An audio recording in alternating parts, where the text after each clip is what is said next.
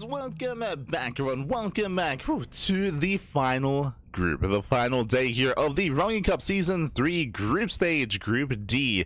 I'm of course just VIP with him, joined by these amazing players and by the people in the chat as well. Welcome one all. Bienvenidos, papi, bienvenidos, as we've had a very intense weekend of StarCraft with non-stop groups, Group A, B, C, and now D. 4 days, 4 groups of Rongyi Cup leading into the playoffs, which begin later on tonight. True, they do begin later on tonight. For those who are curious, this is a big premier tournament at 21,000 USDs, the prize pool for the event, and we had 16 players. We had 16 players, but we have been bidding them adieu over the course of the past couple of days. Already, the other groups have concluded. We already have our top 6. We have our top 6 players making it into the main event, and we are here to determine who will advance on alongside them. Here we go. We have our group stage. We have our 4 players remaining in a Group D, and let us switch our scenes over and catch up on the group itself. Let's go, baby, let's go. Let us switch our scenes over, and bam, you have our 4 players. Remember, this is a GSL group. GSL group, top 2 make it through, bottom 2 are knocked out, and we are having our initial matches into the winners match, a decider match, elimination match, and then a decider match at the very end. We have 2 Protoss, 1 Terran, 1 Zerg. We have Maru and Solar as our Terran and Zerg players, and we have Cyan and Krystianer as our Protoss players. I would say that this is one of the more one-sided groups in the group stage. Despite that, we have seen upsets in the past. For example, last year, Cyan did defeat Maru. He did defeat Maru at the beginning of 2025. That did happen. I think that was in Masters Coliseum, if I remember correctly. It was Masters Coliseum, or it wasn't Stars War 11. I think it would have been Masters Coliseum at the start of the year. But yeah, Cyan, he's beaten Maru before, but that was more of the exception to the rule. Likewise, Krystianer has also beaten Solar before as well, more recently in his PvZ matchup. So that is going to be a bit of a spicier one that I'm going to be looking forward to. And likewise, we'll see how Cyan is looking in current StarCraft. A year ago, he did defeat Maru, that is true. But at the same time, Cyan, he's one of the more inactive players, right? He's not playing in all these open cups and open tournaments. He does play in regional events every now and then, referring to Sunrise Cup, for example, and other Chinese team leagues. But even then, it's still few and far between. So it's really hard to gauge the current skill of Cyan and gauge kind of how he's looking in comparison to Maru. Oh boy. So we're about to find out. We're here to find out. Up first is going to be Maru versus Cyan. Game 1 is going to be on Tourmaline. Let's go.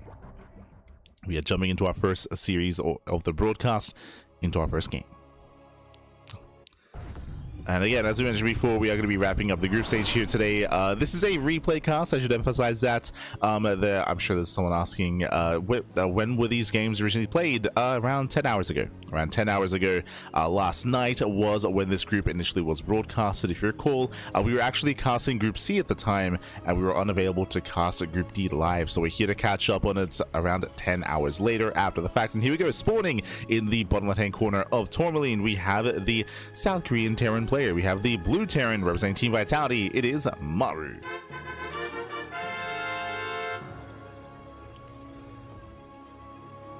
And spawning. Oh.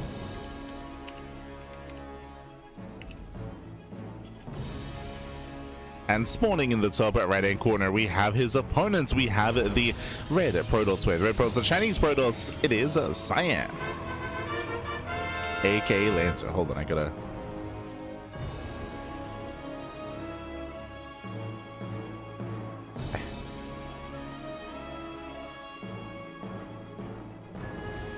Hold on. I'm trying to figure out filters. There we go. Okay.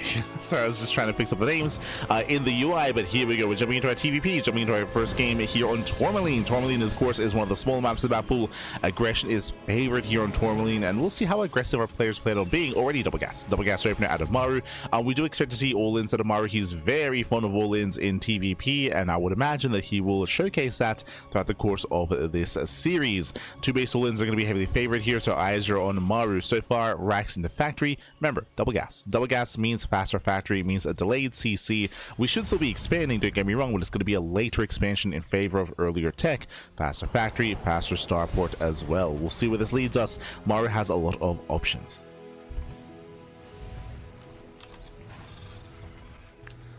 Does have a lot of options. Meanwhile, bienvenidos in the chat to see Lilith, Psycon, Salensvard as well. Quack, quack. Bienvenidos, bienvenidos. La grasa. Buenas noches, buenas noches.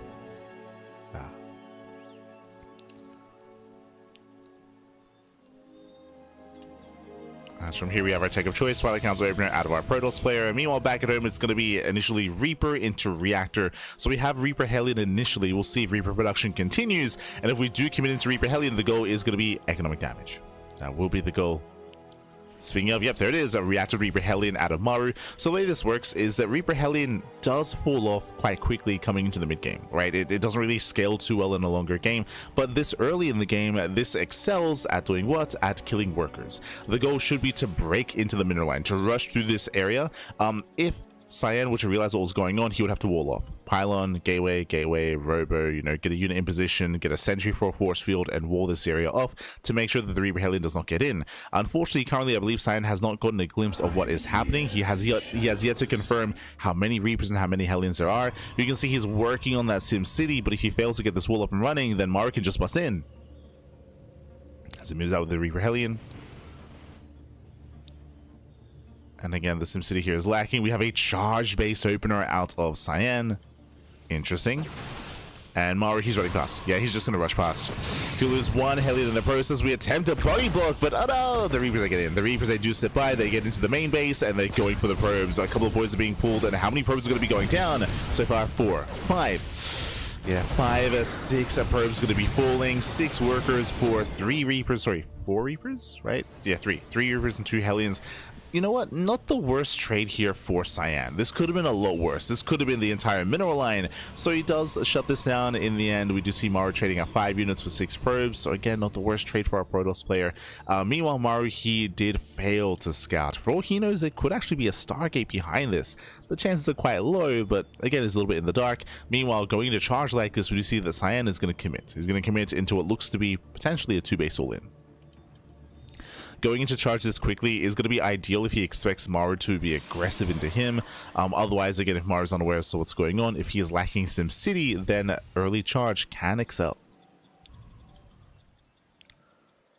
So momentum swinging from one player to the other. Meanwhile, Maru going to be opening up with the early Raven. So it's Reactor Reaper Hellion into Tech Labs, into Tank Raven production. Tanks are setting up, but Raven moves out. You can see the Prism here. Cyan, he's looking to push. War Prism is on the way. Now, Cyan did take extra gases here, so that means he's taking. So this is not a 2-base all-in. He's taking out. We have the Temple Archives on the way. I would imagine that behind this, we should be expanding. Technically, we could be waiting for the Temple Archives to morph in like 1 or 2 Archons and then commit. But nah, there it is. 3rd base. Cyan is expanding. At the same time, Raven is moving into harass.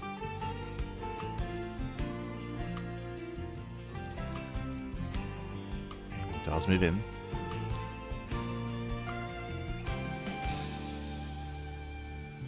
Cyan keeping his main army back at home and looking to harass with those Archons.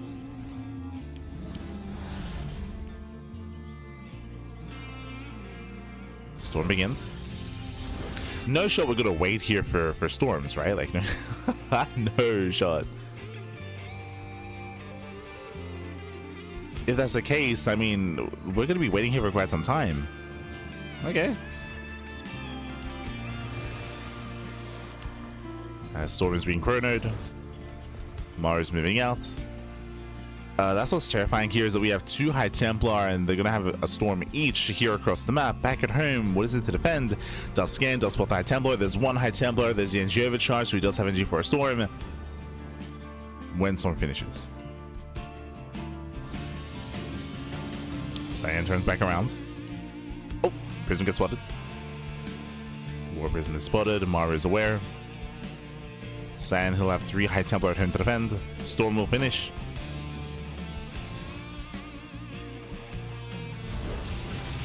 As Maru, he does slip into the main.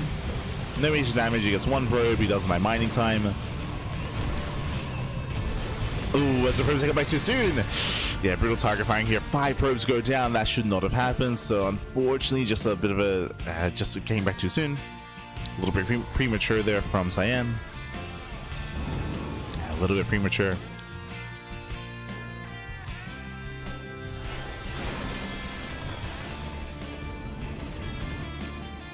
They do spot each other. Maru still building up. He is getting a third TC, so behind this is going for a bit of a later expansion. Maru moving out with a massive quadruple drop. Okay, this is very committed actually. Maru spots the army and he doesn't react. Yeah, Maru, he does not turn around. He commits here with 4 full medevacs. Very risky. Thankfully for Maru, there's not really much to really threaten his natural. Sure, there's a High Templar, a couple of 4 Zealots. Storm comes in from behind, it gets the mineral line. Maru pulls away. And here comes the Doom Drop.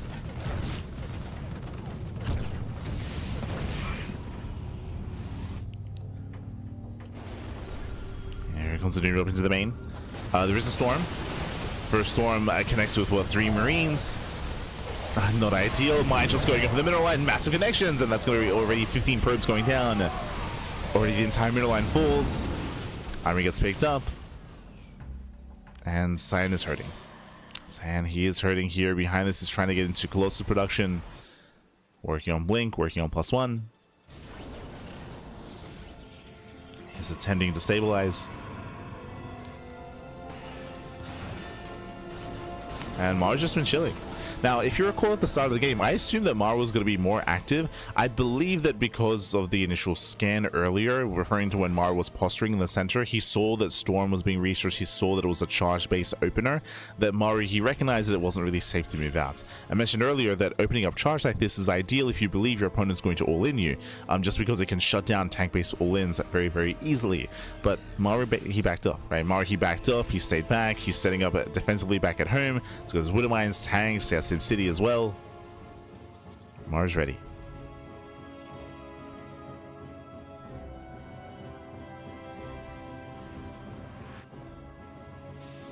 He is ready.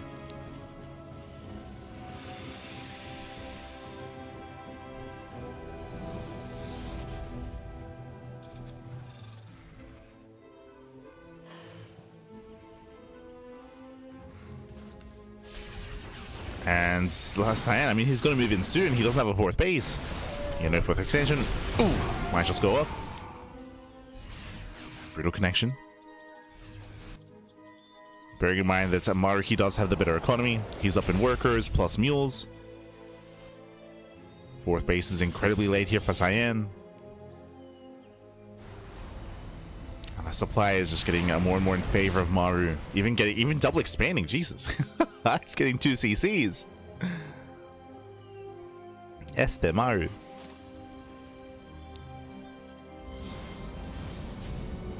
Two command centers. Now, there's a chance that Cyan could try to break this position with some storms, but the problem here is that we already have a defensive setup. We're very well spread out here with Widow Mines, with the tanks. There's a lot of ghosts, a lot of EMPs. The quality of the army of Maru is superior here. The one thing he's lacking is going to be Liberators, but hey, there's a second starport on the way. He's getting a second starport. Can start to work in that direction.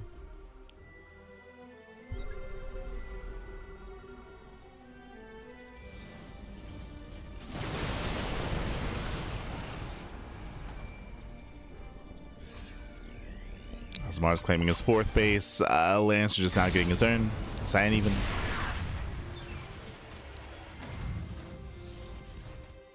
I think we mentioned this during the podcast, but over the past couple of months, like maybe 6 months or so, Lancer started using Cyan again, so I don't know if he fully name changed or not.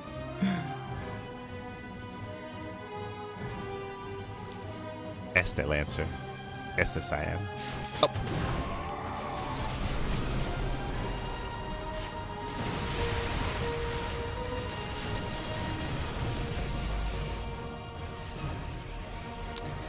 Yeah, Cyan is double expanding, now getting his 5th base, posturing with the main army. Maru, he's about to max out. And basically, Maru should be staying defensive until he maxes.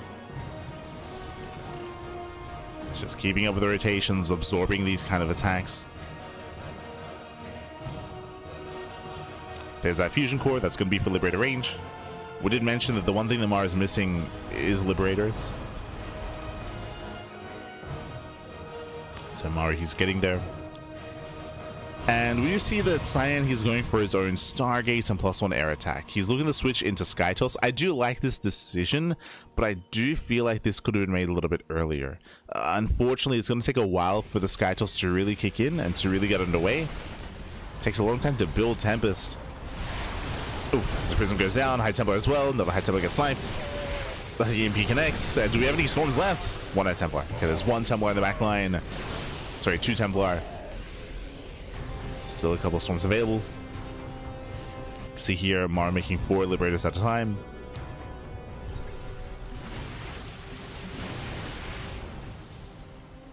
As the EP does graze the army. I believe there's still 2 Storms. There's more than that.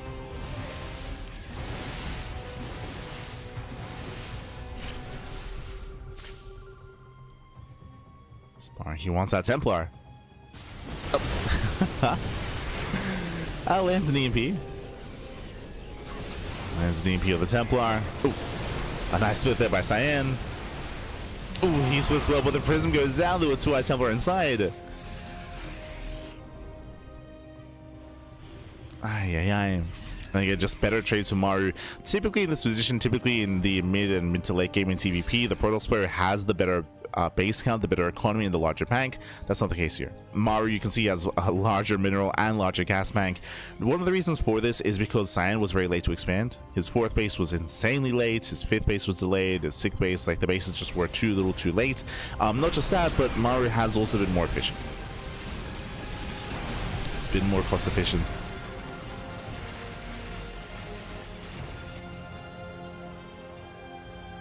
Now we have the Fleet Beacon on the way, 2 more Stargates. As I mentioned, it takes a long time to get into Tempest. Oh no! Cyan, he does step a little bit too far forward. There's actually not that much anti-air here. I just realized there's only, what, 5 Stalkers? Okay. More Stalkers coming in.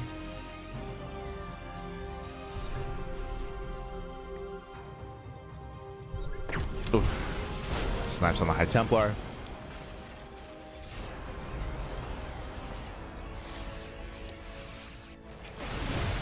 Maru pushing forward, he's got the freedom. He's got the freedom, he's got the liberation. He sets up here on the main army. High Templar, they get sniped. That's what, 6 Liberators.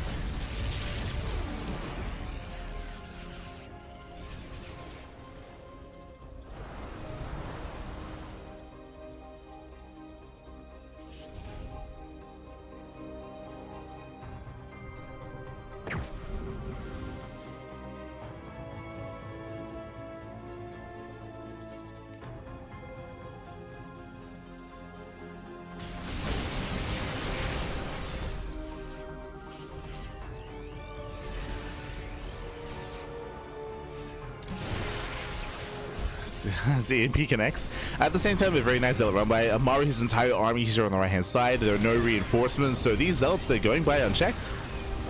There's not really many SCVs to kill, but hey, they get some depots, they're breaking into the main base, and they force the entire army back home.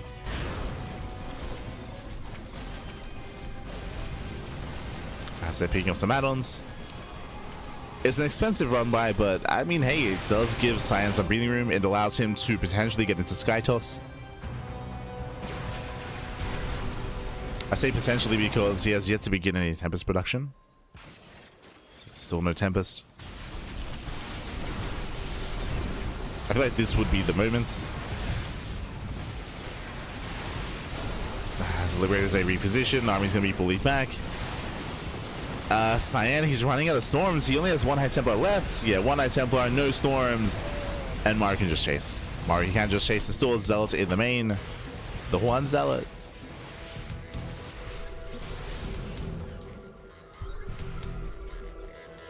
And Maru can finally push. He can finally push out. Checking the army tab here, there's 1 High Templar left. There are some Storms available. We have Disruptors coming in as well. In this kind of game state, Disruptors are necessary just because they're safe. They're safe against EMPs. First one was a little bit premature. There we go. So if we have Carriers on the way, oh boy, okay.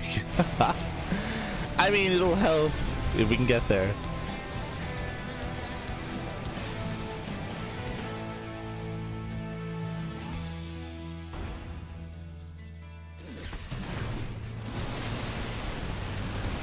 Maru intercepts his run by. Pushing top left.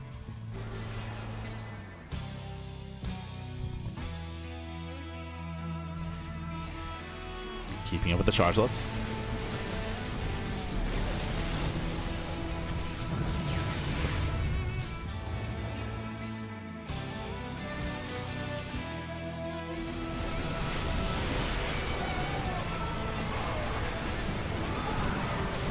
So far he's keeping up. Maru, he breaks through the main army, pushing in towards the Nexus.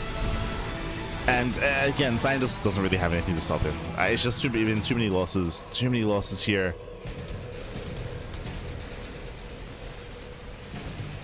We're bringing more zealots. Again, Cyan has just been outscaled. Just been outscaled this game.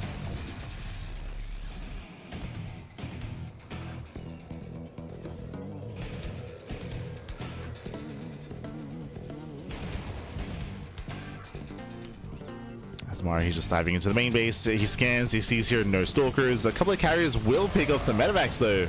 It's one. It's one medevac for a carrier. Oh god. I say one carrier, two carriers go down. There's one carrier left, and it looks like it will barely survive. No, it still goes down. Yeah, 3 carriers full. And brutal losses.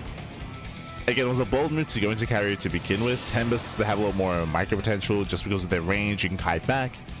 You can keep them safe. They're more efficient.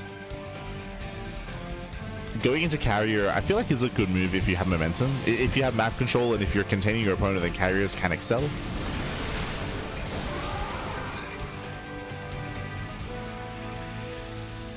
Like if we have a different situation where Maru is like struggling to get a 5th base and stuck on a lower base economy. He didn't have the freedom to do this. As Maru moves forward, takes down 2 of the Colossus.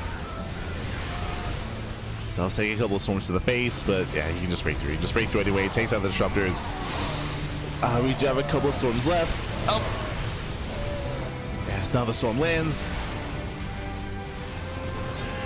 And Cyan, he's holding. He's holding on. Losing another carrier. Another carrier goes down, and Maru, he's finally done it. He's finally done it. He's finally broken Cyan. Cyan down to just gateway units. He's got 1 carrier. He's burned through his bank.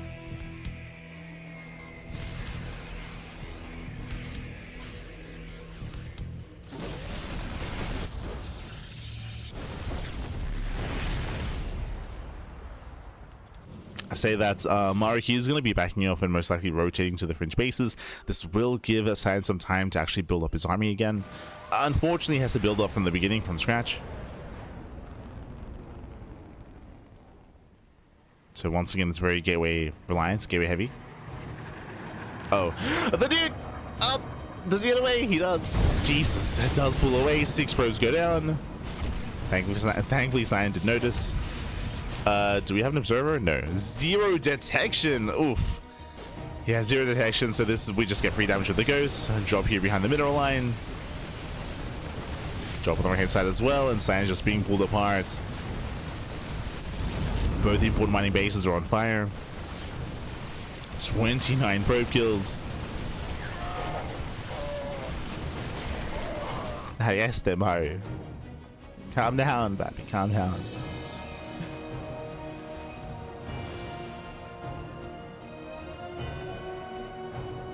And alas, we're down to what, a 1.5 base economy. Cyan moving in. Does find a couple of orbitals.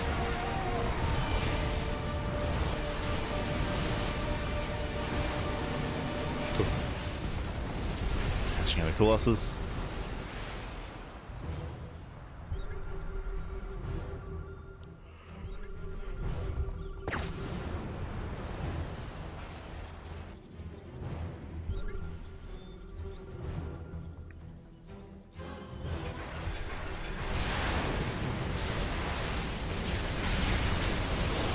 And looks like Cyan is just going for one final last-ditch effort here as he just commits in. He commits in, bleeding out more Colossus, bleeding out more carriers. Yeah, GG gets called. There are just so many Vikings in the sky, and Maru, he will take game number 1. GG. GG. He will take the first game here. Again, a very comfortable game for Maru. It did last quite a long time, that is for sure. But for the most part, like, Maru, he was safe. He was safe and sound. I will say that the early game was where Cyan had the most potential. If you recall, he did go for an early charge base opener. And if you recall, I was mentioning how it felt like he was hoping that Maru would be more aggressive and push into him. But Maru didn't, right? Maru, he was safer. He scanned ahead of time. He recognized the build that was going on, so he just backed off, took a third base, and slowly turtled up. Instead, was able to max out, able to be more cost efficient, able to have a greater economy, and just outscaled Cyan. GG. GG well played. I will say the biggest issue this game for Cyan was his lack of expanding. His fourth base, we did mention, was very late. Very, very late fourth base. So he did fall behind early economically against Maru. So he couldn't really afford inefficient trades. He couldn't really contain Maru because he didn't have the money, the bank to afford, to facilitate for that. And GG. GG in the end was outscaled. And with that, we're now going to be loading into game number 2. We'll see how our players will adjust as we load into a much larger map. Again, Tourmaline is very small, can favor aggression, and we saw that Cyan was kind of expecting that, but wasn't the case. And here we go, spawning in the right-hand corner of White Rabbits. We have the South Korean Terran player. We have the...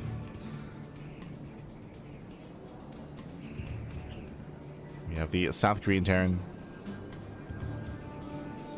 We have the Blue Terran representing Team Vitality. It is Maru.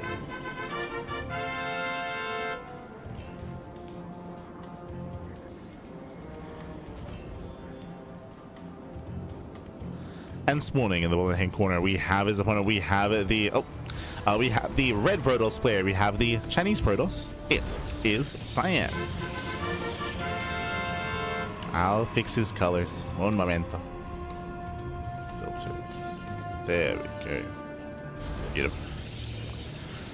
Here we go, so we're getting into our next game, and we do see Maru opening up with his proxy 2 racks. 2 SCVs are sent across the map. We are committing here into our proxy, and we'll see if Cyan can recognize what's going on and prepare in time.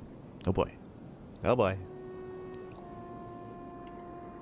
Oh, as he is scouting for the proxy. Okay, Cyan, he does scout, he does check, he does confirm both racks. Very nice scouting here, very nice positioning out of Cyan, and ooh, he won't be able to deny the first bunker. This first racks, I should say. The first racks should be able to complete. We have more boys being pulled. This is a big reaction here, and again, that first racks is done. The Reaper's on the way. Reaper's on the way. It is going to be Zealot first here from Cyan. There's a cancellation. Again, at least Cyan did force a cancel on one of the raxes. So you get the eBay block. And from here, the game will continue. So Maru, he should be getting a factory back at home, or even just a CC on the low ground. Yeah, he's going for the greedier response. Okay. Getting his command center. The Zealot moves out across the map, which tells me that this first Reaper has potential to get some damage done. Stalker's only halfway done.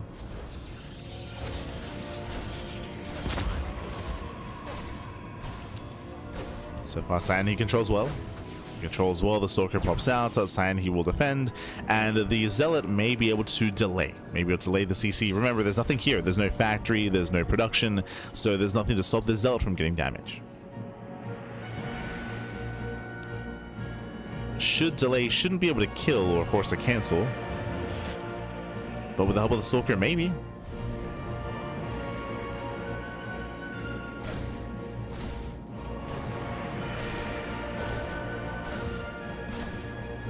Boys are being pulled.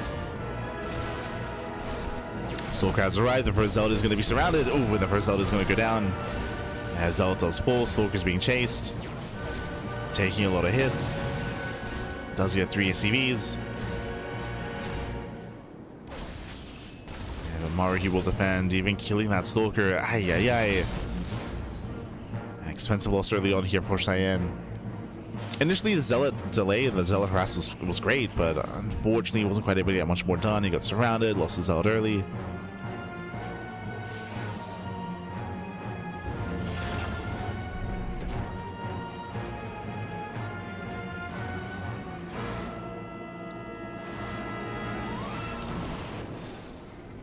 As Maru, he just ignores this. Okay. I was like, where's the Reaper? Hellion Eye just moving out. So we saw this in game 1, if you recall, where Maru, he's actually going for the Stalker. Shield battery's not yet done. Stalker's getting low. One more volley. Oh god, the Stalker goes down. Yeah, there's one more Stalker on the way. Warp gate is not yet complete. And Reapers are getting to the middle line. Hellion as well. This is getting out of hand. It's getting out of hand. A massive Hellion shot goes off. Now going for the Stalker. Remember, there's no shield battery. It's on the low grounds. The Stalker up. Doesn't get away. Yeah, it doesn't get away, and this is becoming far too much damage. This is quickly becoming critical damage. 13, 14 probe kills. 15. 16 probes go down. Gets the entire mineral line. And this is game-ending damage. This early on, you cannot afford to lose 18 probes. Insane damage. GG gets called, and Maru will take the series 2-0. Whew. GG.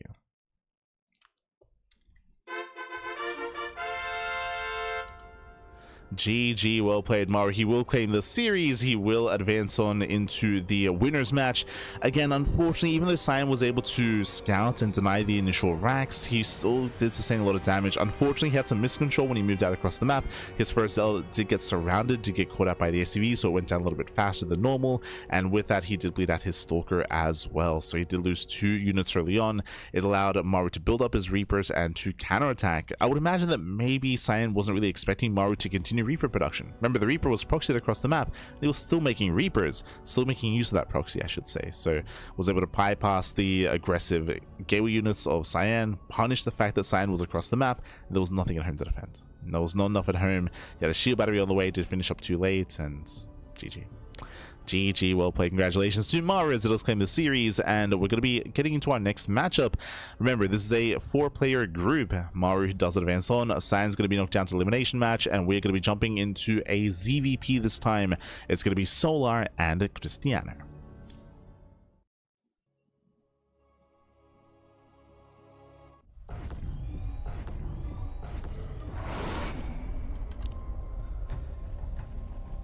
We go, and spawning in the bottom right hand corner here of Ruby Rock, we have the South Korean Zerg player. We have the blue Zerg representing Team Falcons. It is Solar. And spawning in the top left hand corner, we have the Polish Protoss player, the red Protoss representing Offside Esports. It is Krystianer.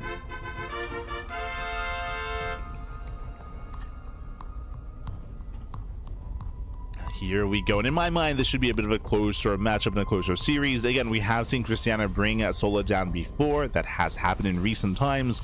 We'll see if he can do it again. Krystianer he's had a really interesting kind of approach to ZVP as of late. I know that he has been grinding quite a bit. He has been practicing quite a bit as well. And in this matchup, he's been very, very fond of Archon-based openers, of Archon drops. Going into Archon drops and going into a very heavy charged Archon Immortal-based composition. That has been the case for quite some time. We'll see if that trend continues. I will say that that's one of the criticisms that I have of Krystianer, is that he doesn't necessarily have a lot of breadth. Once he finds a style that he enjoys, he commits, right? He commits to the style, and he just doubles down on it, and he does it well. He does it quite well, but it also means that he doesn't have as much kind of up his sleeve to mix into a series. But we'll see if that changes here. We'll see if that changes. We'll see how he does open up.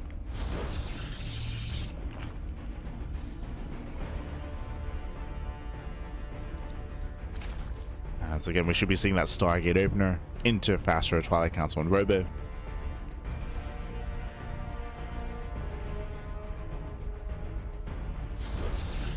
Pilot gets thrown down in position for a Stargate, and welcome to Ruby Rock. Ruby Rock is one of the smaller maps in the map pool. Aggression is going to be favored. Speaking of aggression, Solar is very fond of all-ins in this matchup. In ZVP, we've seen many a 3-base all-in out of Solar, cutting workers and going for early Hydras. We actually spoke about that last night, if you recall, when we were casting Shin, about how there's a 3-base all-in where you join up to 66, you don't get Neva Chamber, and you go for a Hydra all-in, and Shin was going for that multiple times. Was very Solar-esque in his play. It's also in last night's ZVPs, as we saw Shin against Creator and Shin against Classic. We'll keep an eye on Roach Horn timings. Keep an eye on Solar.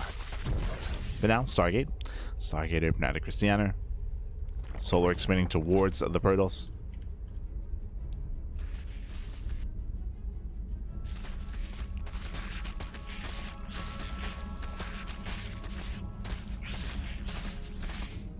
Let's expand forward.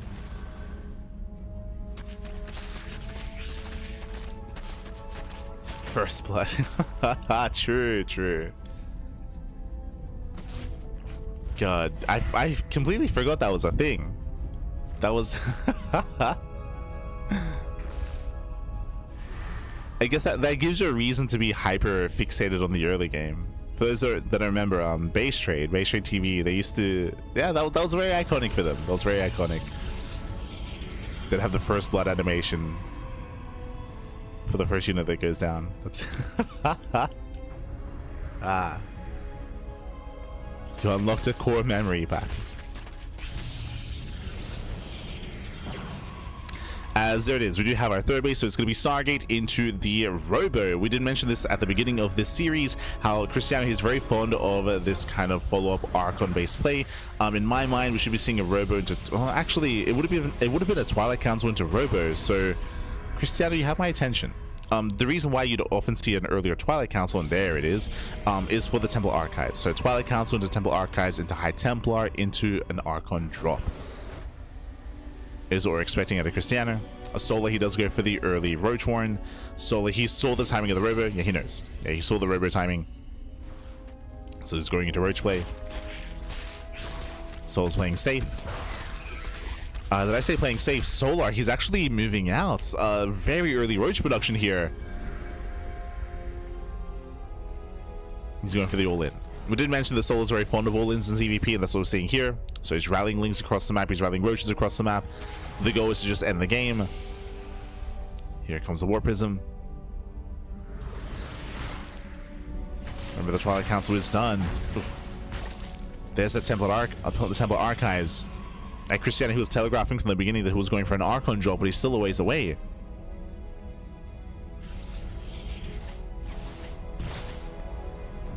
It's a ways away, Pappy.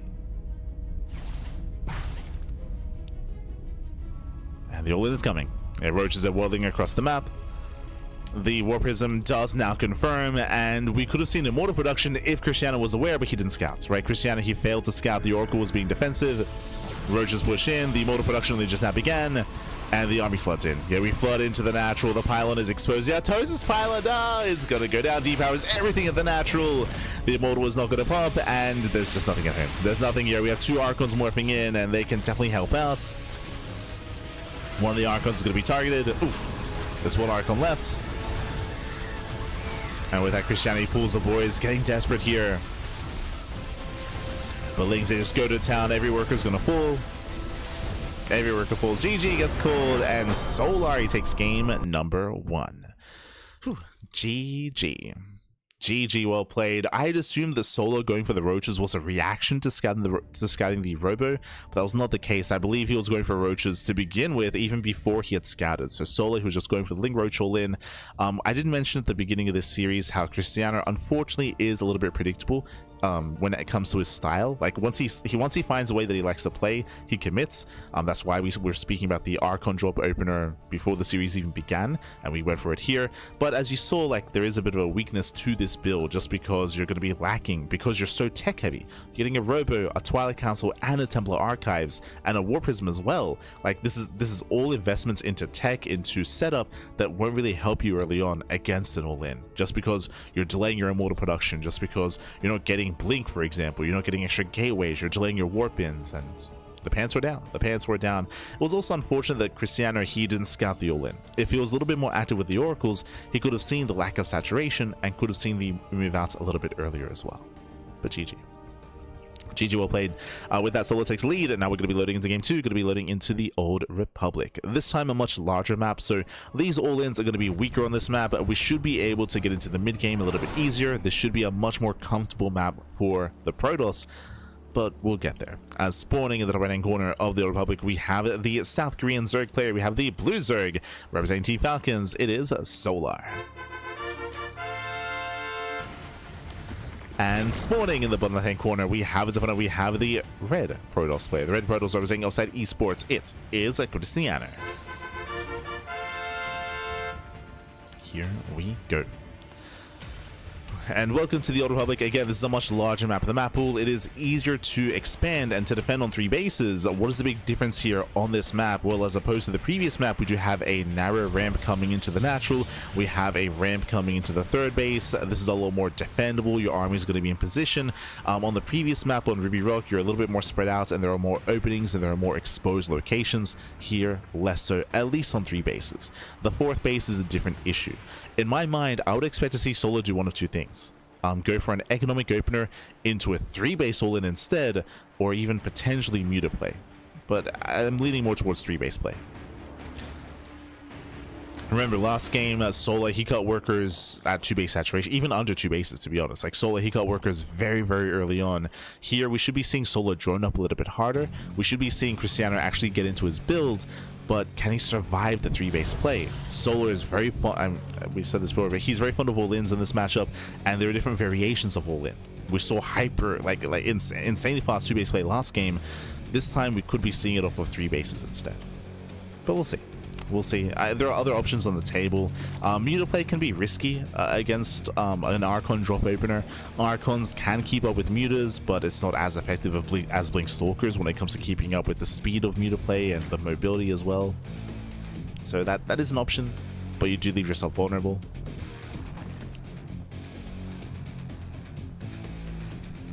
We'll see. We shall see. As we should be seeing that Stargate opener once again out of Krystianer. Now, I'm just making the assumption that he's going to go for the Archon drop again, but, you know, could mix it up.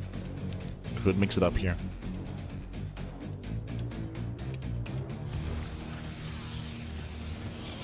As the Stargate is on the way. If this is the same build, that we should be seeing a Robo momentarily as well. As he takes his 3rd. I do know that sometimes Krystianer gets it after the 3rd base, sometimes he gets it before. Referring to the Robo.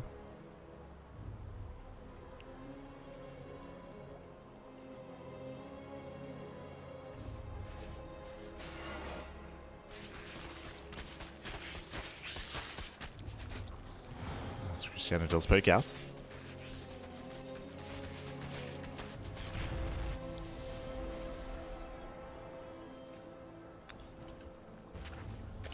But just keeping eyes on the saturation, trying to keep eyes on the tech. After what happened last game, I'm sure Krystianer's going to be a little more vigilant as to what Solar is up to.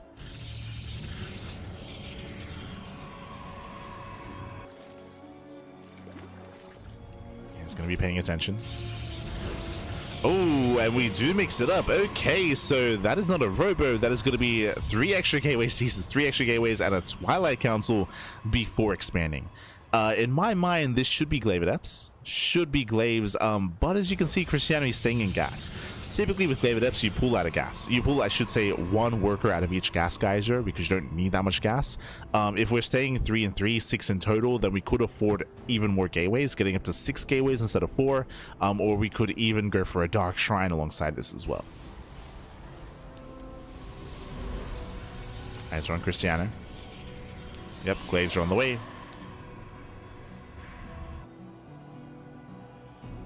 Again, we'll see if he throws down extra gateways. We'll see if he throws down a Dark Shrine.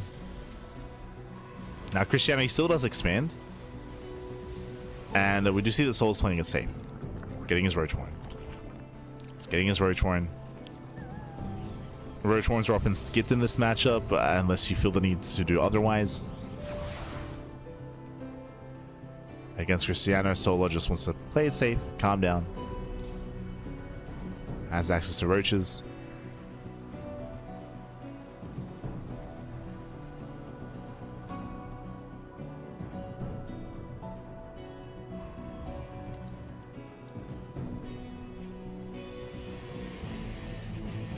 Krystianer is soon moving out. 3 adepts, this isn't enough of a tell, not yet. Solar, he does try to come in from behind. And I believe just now he's going to see all the adepts. Just barely not. The go roach production has begun. He's getting into his roaches. Mass adepts are revealed.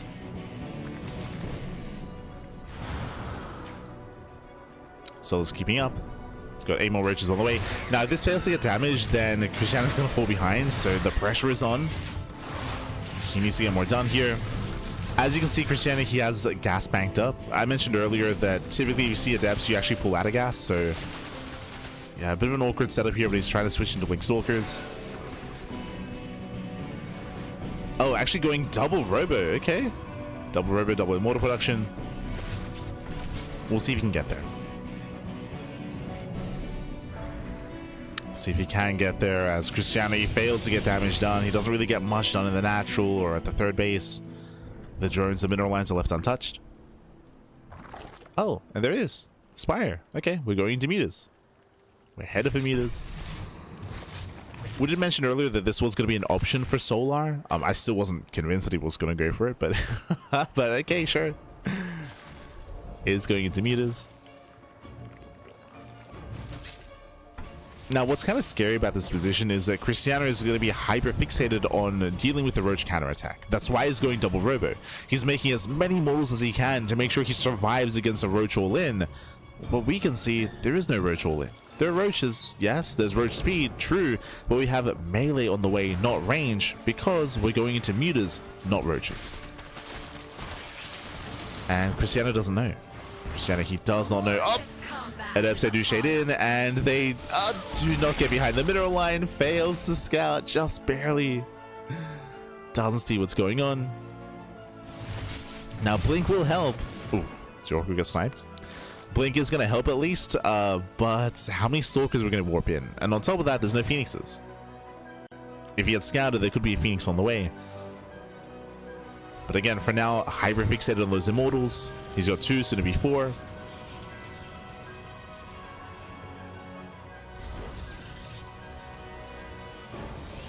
We have 12 meters on the way.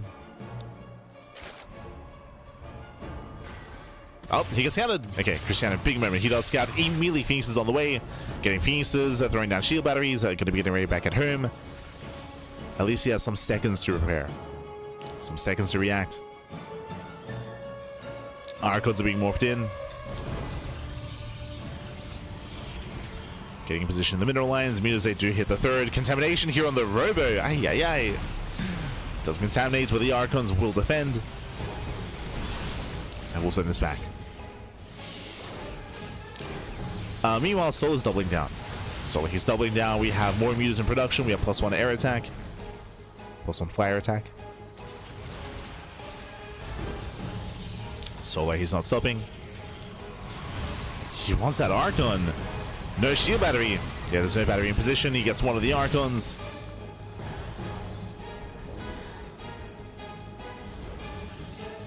Archon goes down. More links are amassing. Oof, as soon as they get into the mineral line.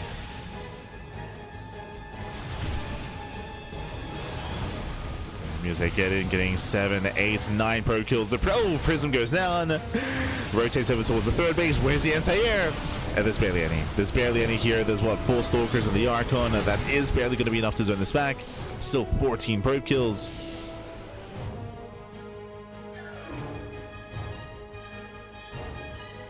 And Krystianer is stuck at home. Stuck at home.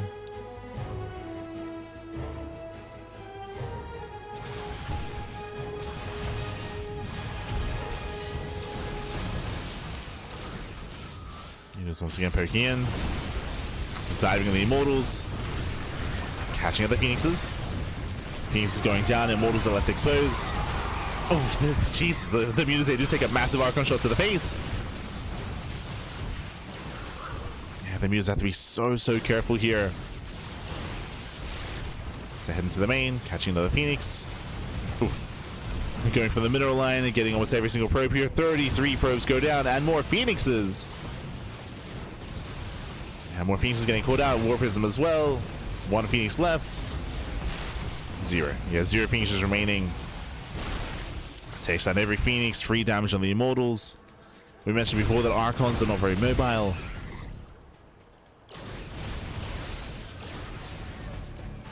And music can just run circles around them. And Solo at this one has done it. Solo he has just crippled Krystianer. Solo he's maxed out on Lings, Roaches, and on Mutas. As music keep engaging it. Once again, they take a massive arc punch to the face. You can see how softened up the Mutas are. They're getting very low. Gotta respect the Archons.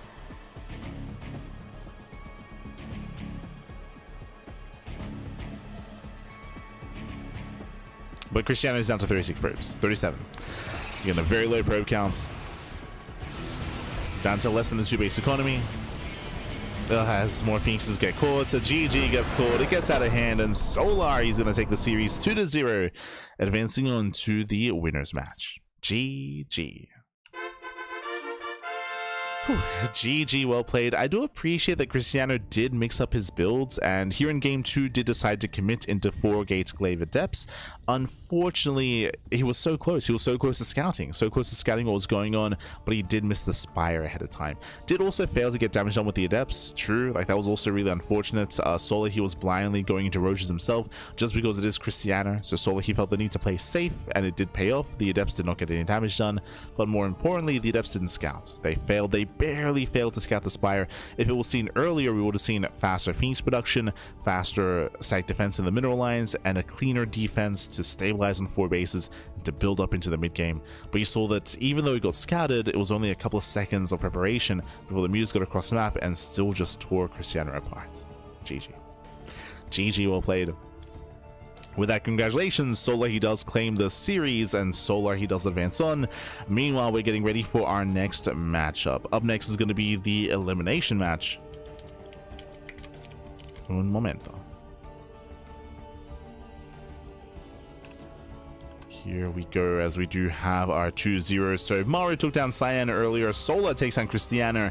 That means we have Maru versus Solar in the winners match, and we have Krystianer versus Cyan in the losers match, or in the elimination match. Let's go. Let us go. So up next is going to be that elimination match. It's going to be, and bearing in mind, a pure best of 3s. These are all going to be best of 3s. There's no best of 5s involved. So a bit, I should say, unfortunately, some shorter series here, but 5 matches nonetheless. And up next, we're going to have our mirror matchup, our PvP. Oh boy. Here we go. Now, I do know that Krystianer, he's very proud, very fond, very confident in his PvP, and we have seen him take down players like Showtime, players like Skillus, players like even going toe-to-toe against players like Classic as well. True. But as I mentioned before, Cyan is a player that I can't really pin down too much just because he's been less active, right? Been less active. And here we go, this morning in the bottom right hand corner of Ruby Rock, we have the Polish Protoss player, the Red Protoss, representing Offside Esports. It is Krystianer.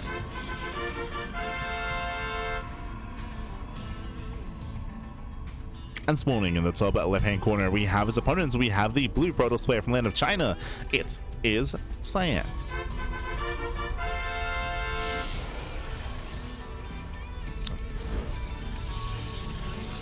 Here we go. Just setting up our other matches.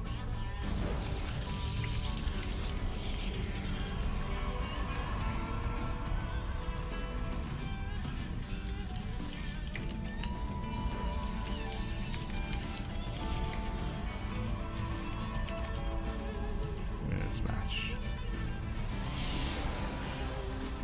Okay, beautiful. As so far, standard openers, a 2-gate opener out of Krystianer, 2-gate opener out of Cyan. Now, when it comes to Krystianer's PvP, we have seen it quite a bit. He's very fond of 3-base play. He's very fond of early and committed charge timings. He has caught many a Protoss player with their pants down in the mid game, and I feel like that's where Krystianer typically does thrive. We'll see if he can get there, as Cyan does hide his probe and looking to throw down a fake proxy pylon. Pylon has been thrown down. It is going to be at Cyan's third base location, so his own half of the map. Of course, he moves out with the probe, so he's not planning on actually committing to any kind of hidden tech, and we'll see if Krystianer can confirm what's going on. Krystianer, he's got his probe in the main base. He knows that a pylon is missing. He knows, he's aware. You can see he's looking further in the main base, searching for that pylon, and this typically forces the red Protoss, forces Krystianer to move out with another worker. To scout, to confirm what exactly is happening.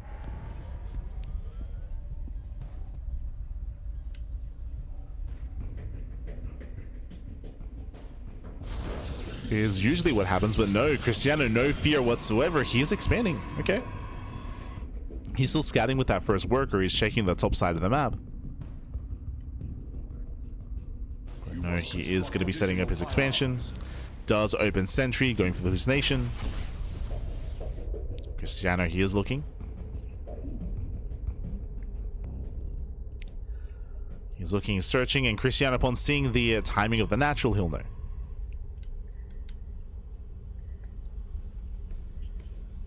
Yeah, he does confirm. I don't know if you noticed, but Krystianer, he didn't throw down the Nexus until he scouted. So Krystianer, he was waiting for the scout before he made his decision because he was working with incomplete information, and that means that Cyan has the much faster natural base. His base is more than halfway done. Krystianer's again is still getting there, so Cyan does have the better economic start. Likewise, going for his robo follow-up. So early robo here by Cyan. Interesting. Usually you'd see a Twilight Council at this point, so seeing a robo this early on is usually indicative of more safe defensive play. Getting into early Immortal production, you can go for an early War Prism to harass across the map, but typically it leads into Immortals and leads into a more defensive setup. The reasoning for this is because you have no Blink Stalkers, you have no map control, right? You have no map control, so you have to build up your Immortals, turtle up back at home, and then break out on 3 bases. Here come the Immortals. Meanwhile, Krystianer is being active early on. Krystianer, he knows that he is slightly behind just because of the timing of the base. Warps in extra Stalkers, looking for some force fields, and Cyan, can he look? Sorry, Krystianer, can he look Cyan down? He's hoping to. Trying to lure him out.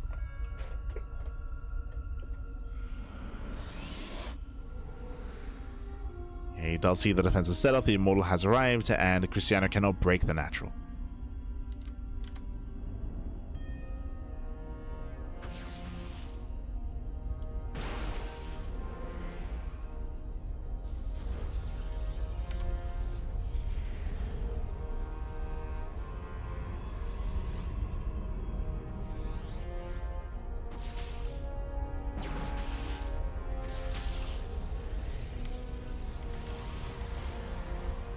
Cyan, he does move with his counterattack. Now, my assumption here was he was going to build up his Immortal count and be more defensive, but no, Cyan, he defends, he deflects against the first push. He's now going for his own counterattack. Back at home, what does Krystianer have to defend? He has a lot of sentries, he has a lot of force fields. It's running down a wall of shield batteries as well. We have 3 batteries on the way.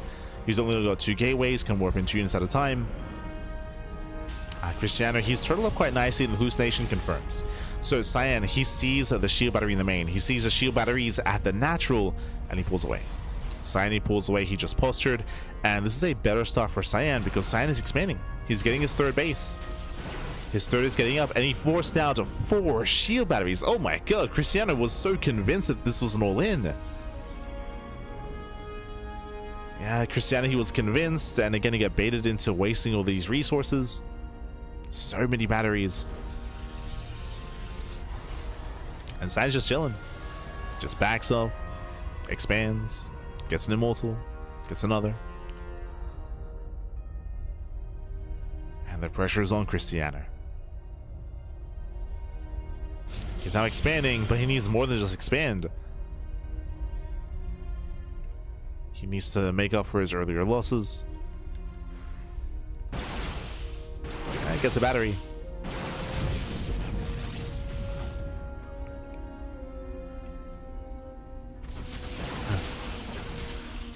Battery goes down. We have Adept shading in towards the natural. 2 Adepts taking 1-shot probes. Nice moves here by Krystianer. He gets in. Gets in, gets 1, gets 2. 2, 3 probes go down. Nice pickups. Gets up to 4, gets up to almost 5. Casito. 4 probe kills. At the same time, we have Krystianer's main army pushing in towards the 3rd base, but our last Immortals are waiting for him. Ooh, goes to the Prism. Okay. Prism goes down. Oh, but we have some counter damage. Yeah, Adepts take it into the main base, and initially this was great and all, but 7 probes go down to the Adepts. Ay, ay, ay. Krystianer, who's looking good, but Cyan does reciprocate. 7 probe kills across the map. Krystianer, he was so fixated on his moves that damage was done. So Krystianer, he's still behind.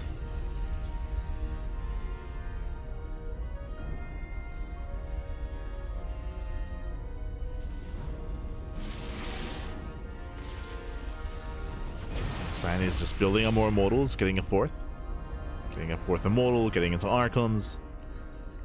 And once Cyan is satisfied with the size of his army, then he can start to push.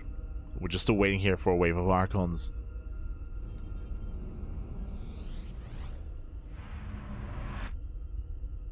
But the move out is going to be terrifying.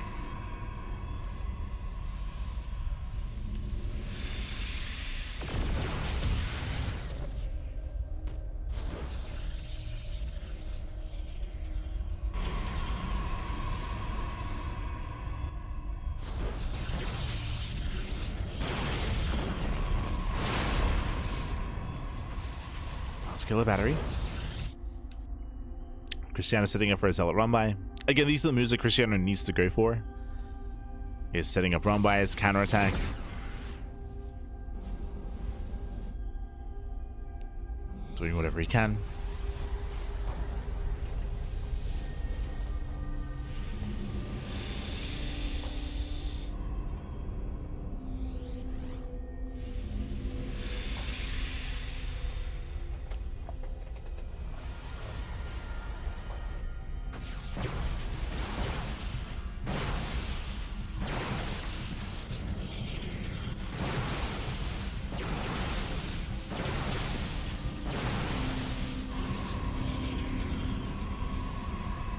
And we'll see if Krystianer can make it out of this here. I do feel like the best chance for him is going to be for a counterattack. You can see he has a Zealot Rhyme on the left. He has Zealots on the right. Stalker's moving through the center. Remember, Krystianer, he cannot win a head-on fight. Like, that cannot happen. The quality of the army is just too good here for Cyan. He's got +1, working on +2. War Prism into the main base. Cyan is ready and waiting.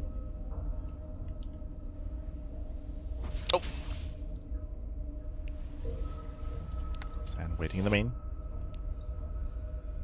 Krystianer, he rotates towards the fourth base. There is an opening. Kills on battery. Can he force a cancel? Not quite. Ooh, does snipe the War Prism as well. Not bad. Zealot run-by isn't activated yet.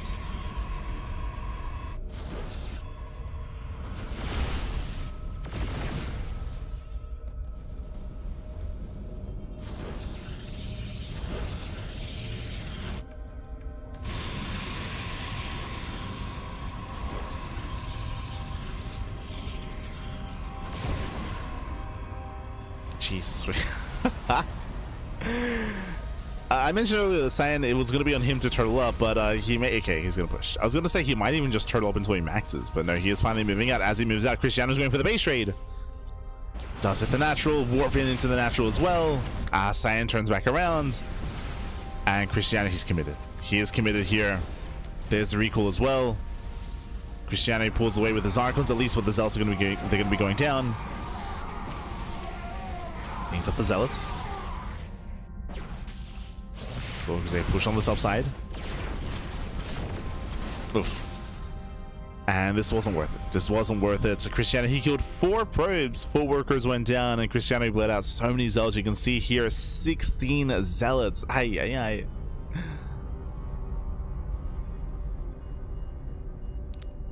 Without 16 Zealots, Krystianer, he plummets in supply. And Cyan is finally across the map. He's finally pushing.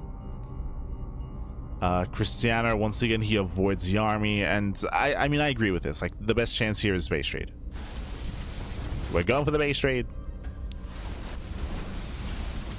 When it comes to the armies, we do see that Cyan, he has the higher immortal count, has the higher Archon count, has the higher Zealot count. Oh, Cyan turns around. Okay, he does commit with his Zealots at least, but he turns everything else around here. So Cyan is splitting up his army. He's splitting up his own army. This is maybe best case scenario for Krystianer to fight Cyan a portion of the army at a time.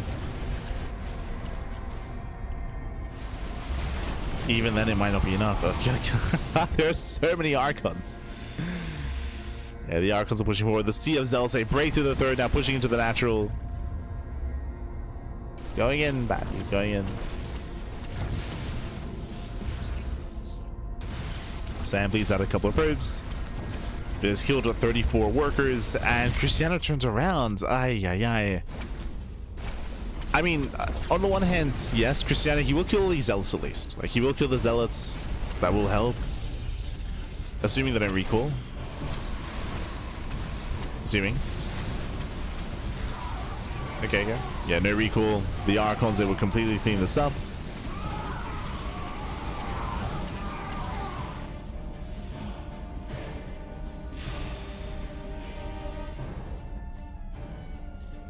Krystianer taking that supply lead. Okay.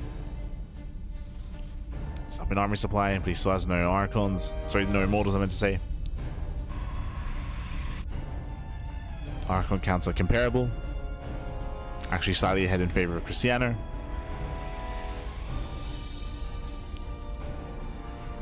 Ooh, +3 is going to finish off for the fight. So Cyan, he still has the better upgrades. Has better upgrades. A bunch of Archons, they're lagging behind. Yeah, they're too far behind. Krystianer trying to break through, getting on top of the Immortals, but he cannot break that line of Immortals. And that's struggling. Saves the Immortals. Cyan, he can chase him down. Oh. Yeah, pulls back those weakened Immortals. Trying to come in from behind as well. The Immortals are getting low, but Cyan, he just has too much. He breaks through the main army. GG gets called, and Cyan takes game number 1. GG. Whew.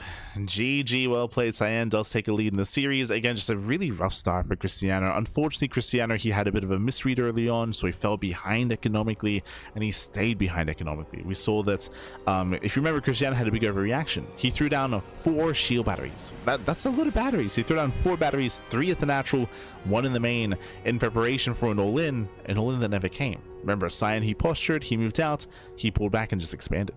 Like Cyan, he just expanded, took a third base, so a much faster third base, a much faster natural as well. Cyan, he just had a booming economy, and he could afford to perfect his army and build up a very high Immortal and Archon count, and Krystianer just couldn't keep up. He did attempt to go for run-bys and counterattacks with Adepts, with Stalkers, with Zealot run-bys, but we saw that Cyan was doing as much, if not more, damage across the map as well. GG. GG, well played. With that, we're going to be loading into game 2. We're going to be loading into Winter Madness. We're going to be loading into a much larger map this time, so we should be feeling a little bit more comfortable macroing, unless we proxy. It is PvP. Spawning in the bottom right-hand corner of Winter Madness, we have the Red Protoss player representing Offside Esports from the land of Poland. It is Krystianer. And spawning in the top left-hand corner, we have his opponents. We have the blue Protoss player. The blue Protoss himself, the Chinese Protoss. It is Cyan.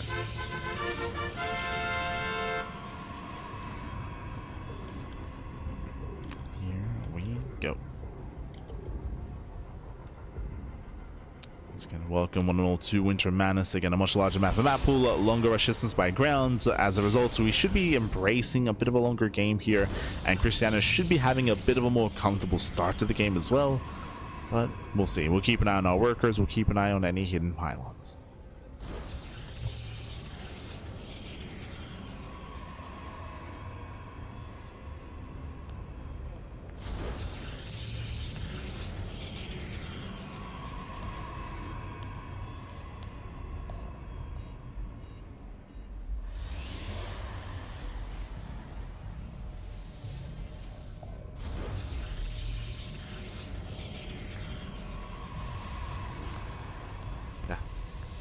Sorry, it's just opening in the window. It's getting very hot. Very hot. It's deep in the summer here in Australia. We're surviving. Surviving.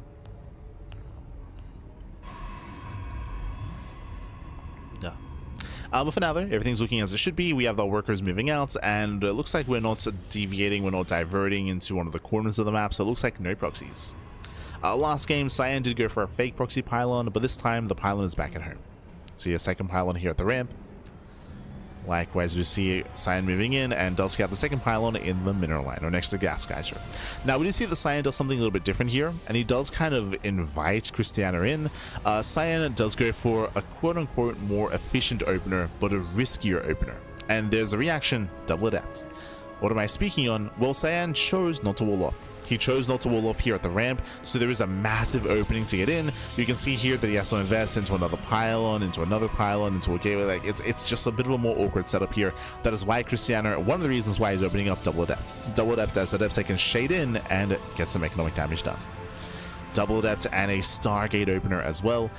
Technically this is more efficient just because the travel time it takes for the probe of Cyan to throw down this pylon, this cyber core, and these gateways is a lot shorter to throw it down and then go back to mining. So technically this is more economic, but it's riskier because your ramp is more exposed.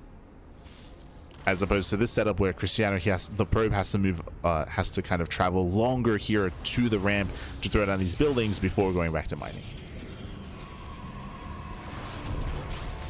Meanwhile, Cyan going for the pylon block will delay Krystianer, which means Cyan has a faster natural.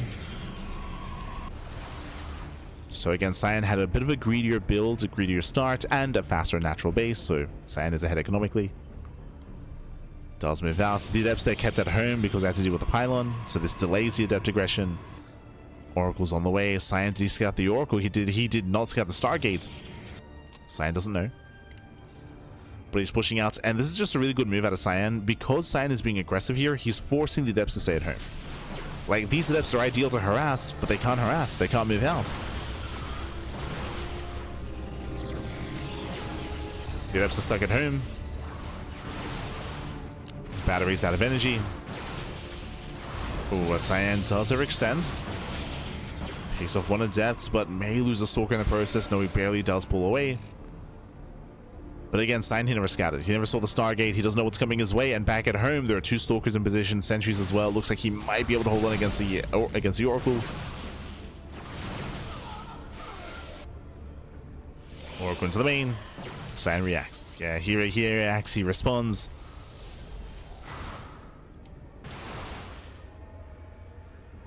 As his main army is being chased down, there's a recall. In the end, Cyan, he lost two stalkers, but he killed two adepts. So we had a bit of a one-to-one trade. So far, this Oracle has not paid for itself, but at least it's still alive. Still alive, can still gain some value. Krystianer going for his Robo, also on two bases.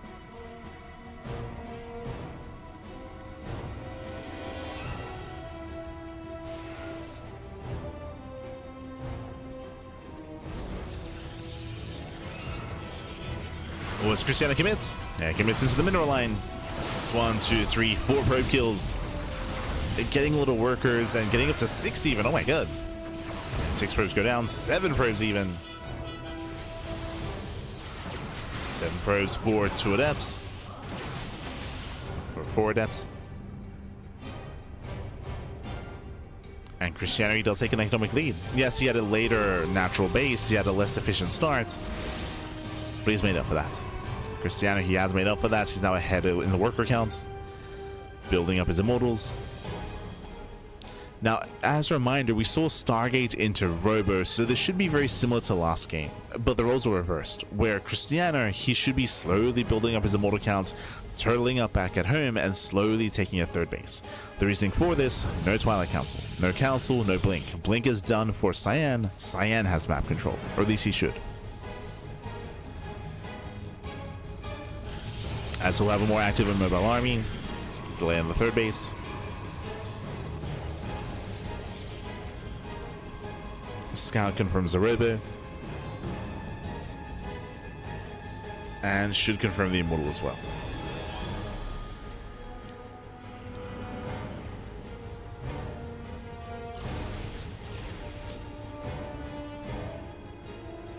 Oh, Cyan is pushing. In my mind, I don't think the goal here is for Cyan to break the natural, but it should just be to contain Krystianer. To contain, to delay any kind of expansion. Oh no! As the probe goes down, but does get the Nexus just in time.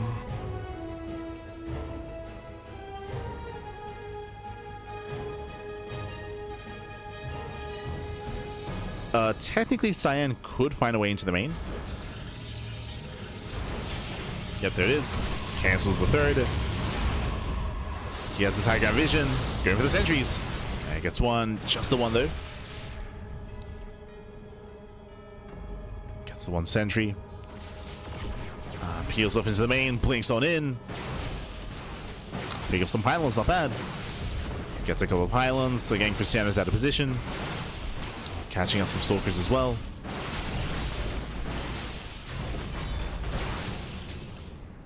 Not the best trades here out of Cyan, but okay, he's gonna get the third. No shot. Can he get it? Can he get the third base? He could, but doesn't quite commit. It doesn't commit for it. Cyan pulls away. Digs out a couple of stalkers.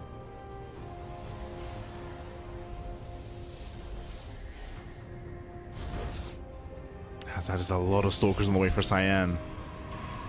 And he still has those sentries. In my mind, the goal should be to lock down the Immortals. There's no War Prism, right? There's no Prism. There's no way to save the Immortals.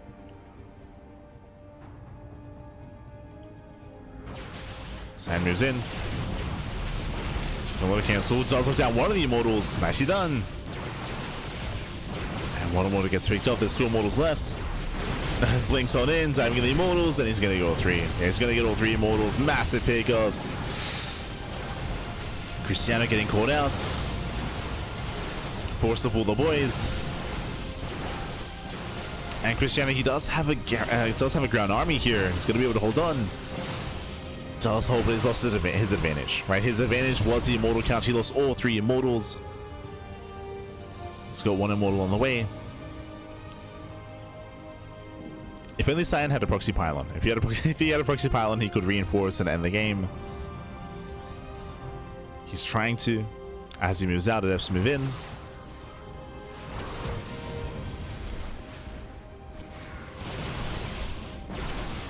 Now that there's 1 Immortal, I believe Krystianer will defend. Cyan doesn't have enough.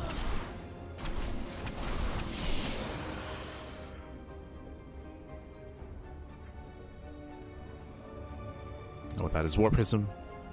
Prism has arrived. Cyan, he's close.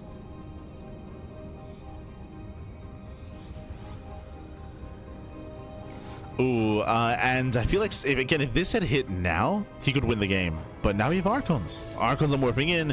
We have 2 Immortals, we have 2 Archons. Krystianer's army is small, but it's very high quality. He's going to have 2 shield batteries as well. He could defend. He can hold on. Okay, drop into the main. Stalker's forced out. There is a defensive warp in. An aggressive. Oh, Jesus. Give it to the warp in. That's a lot of zealots in the main. Krystianer, he has a bit of upgrades. He has +2. Sorry, he has +1, +2 is on the way. And Krystianer, he will defend. Yeah, he defends the main base.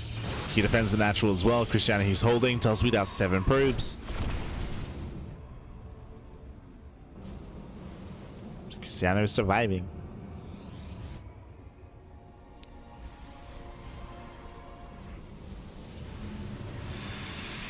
Oh, and we have the Bay on the way. Cyan thinking about disruptors.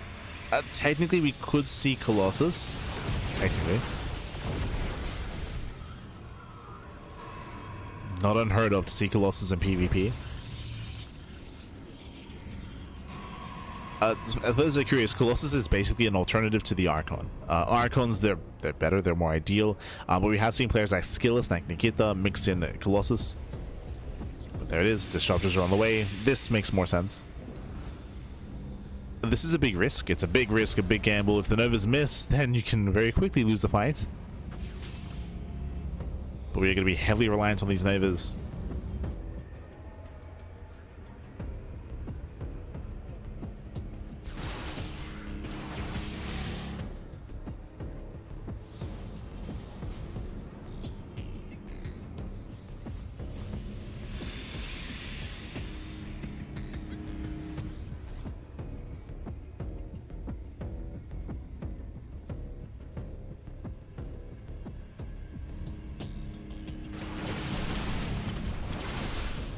As Krystianer's moving out.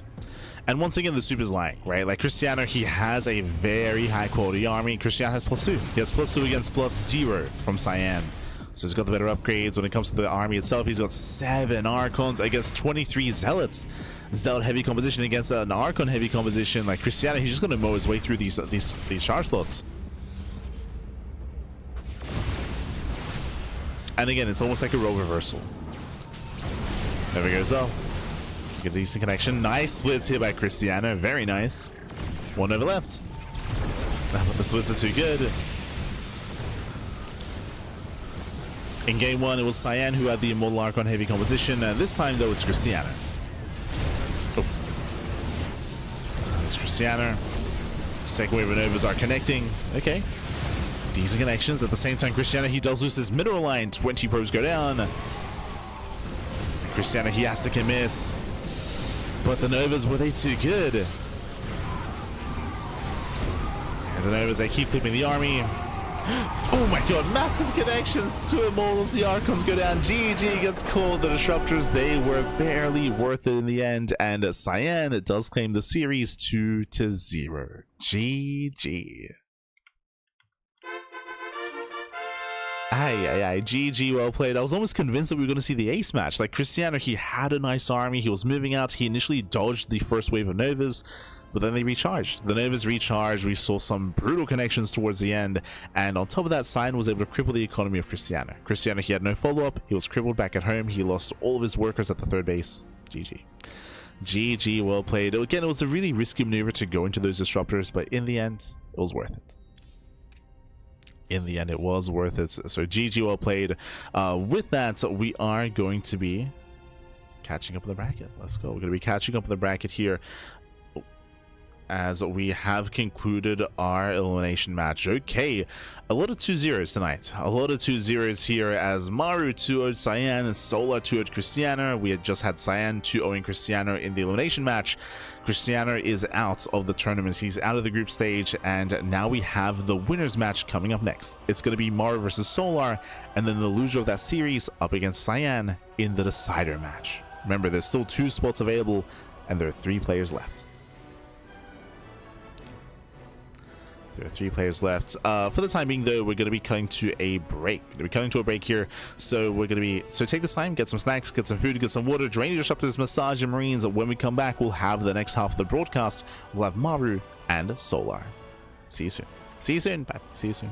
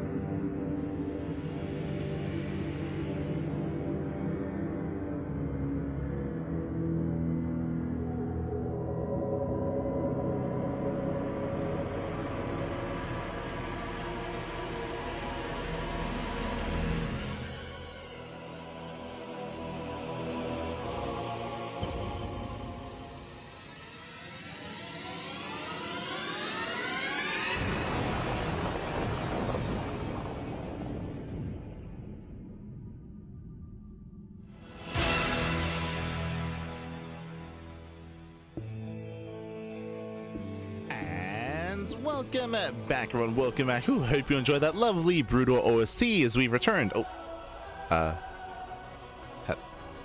hello? Map? We good? Hold on. Ah, no, my camera has died. Well then. Well then. As we returned here with the second half of the broadcast with, oh, hold on, actually, I'll fix this. Un momento.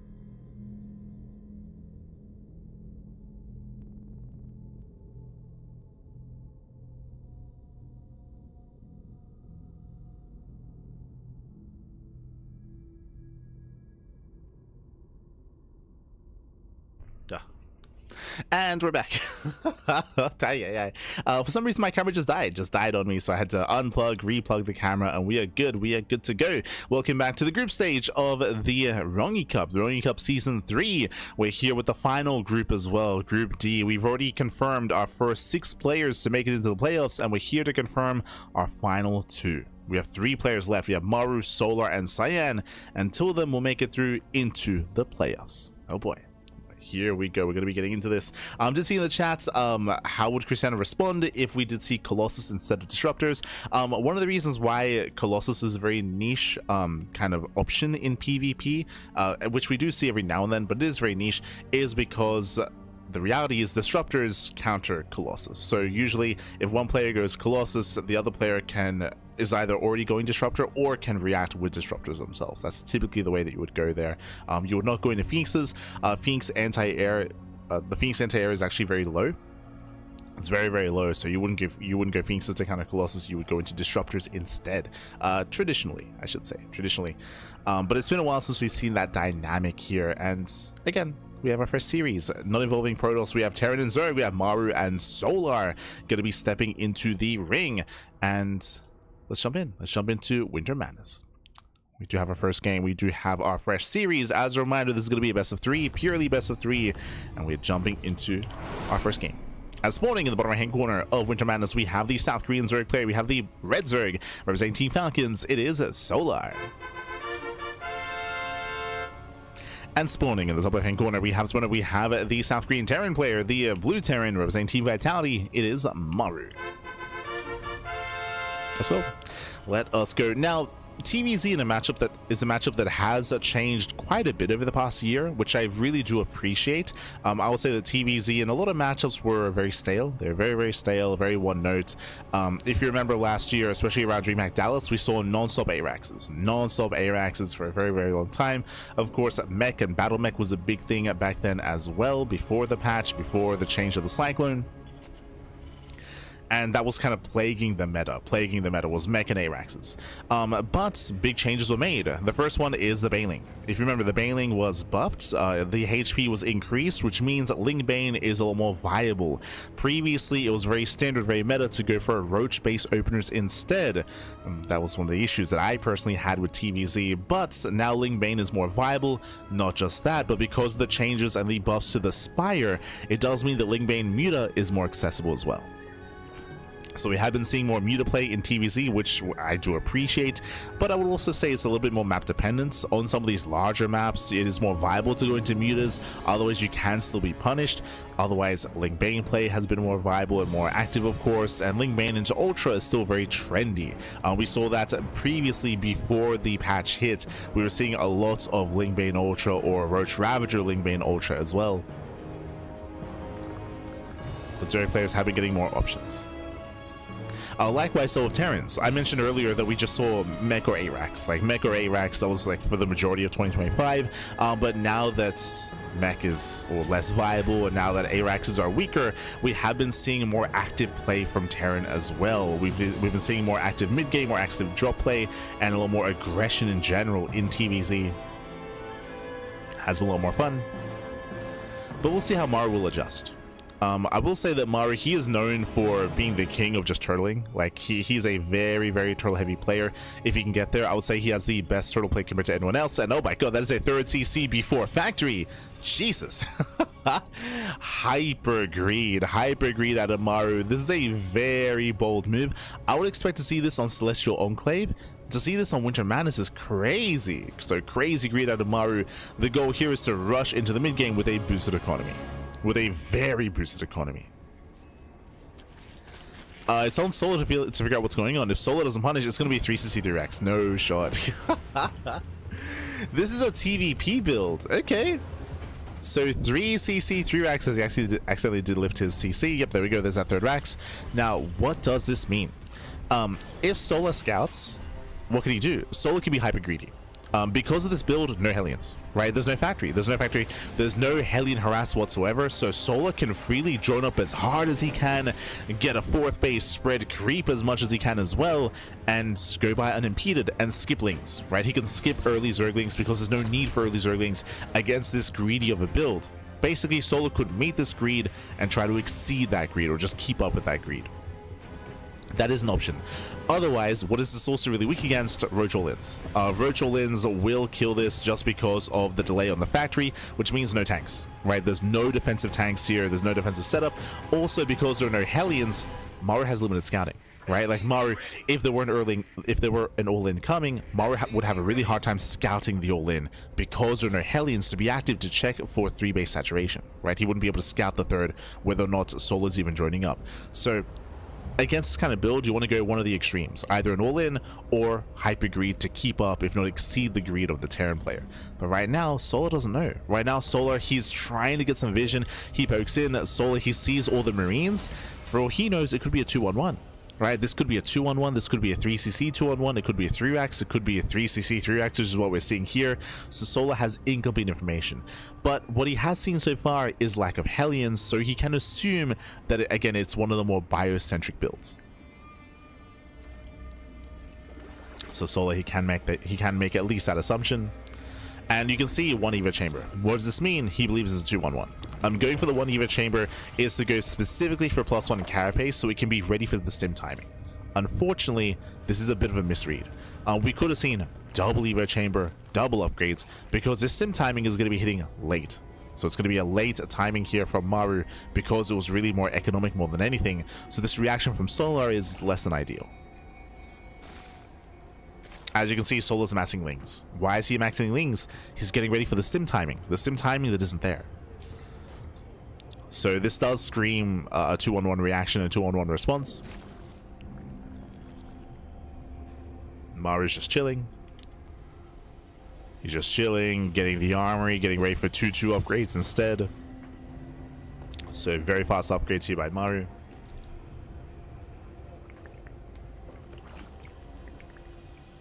Solar, now he's droning, but again, these drones are a little bit later. So now he's droning up. Now he's getting his second Evo chamber. Now he's getting his Bailey nest. And Maru should be pushing with his 3 bases. Sorry, I should say he should be pushing with 2-2. So the armory is done. The armory's on the way. 2-2 will soon begin, and then Maru can go for a later, I would say around 7 minutes, 7.5 minute timing with the 2-2 upgrades. Oh, never mind. He's going for a 4th CC. Okay. So Maru is getting a boosted economy and he's pushing further into a longer game. But with that advantage, with that upgrade advantage. The upgrades with the economy. Here we go. 2-2 has not begun.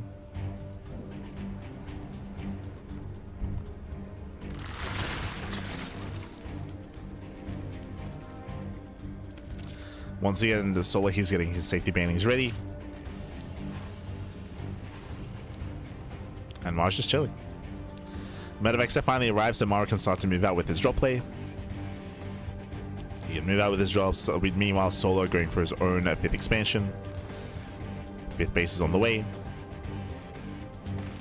Getting +1. Again, the upgrades are lopsided because he believed there was going to be earlier aggression. But he's rushing into the hive.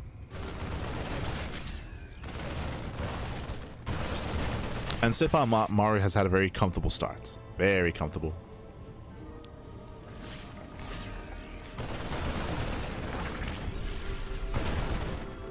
I should also emphasize, because of what we mentioned before, if you're out there, do not do this build. Like, 363x in TBZ is crazy, man. It's crazy. This is not safe for ladder.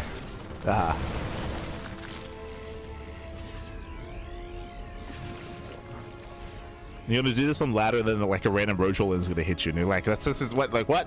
How can Maru do this? It's it's not safe for ladder.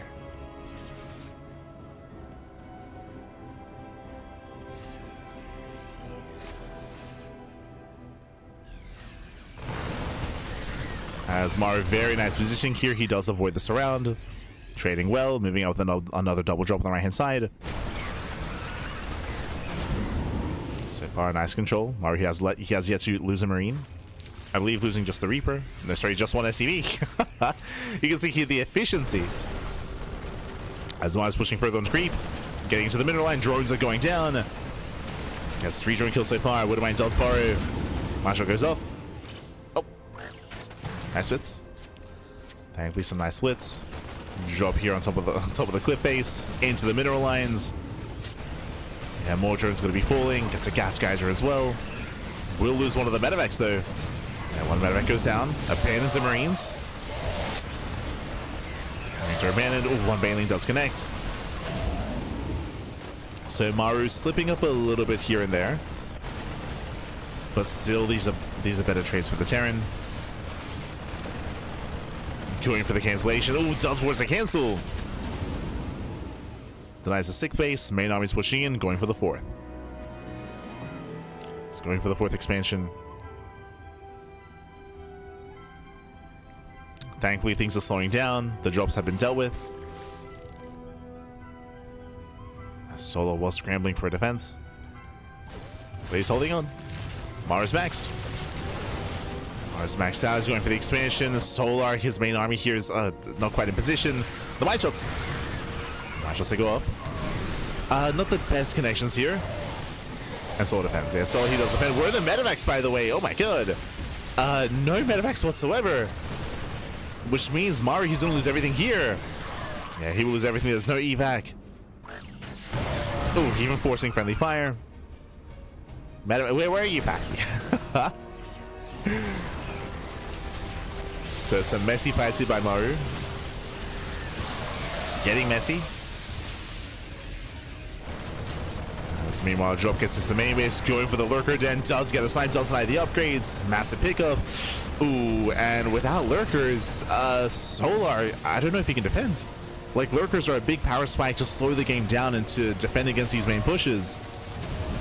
Without the Maru, he can keep going. He can and he will. Drop back into the bases. We have a drop here at the 3rd, drop in the 4th. Distracting Solar, creating an opening.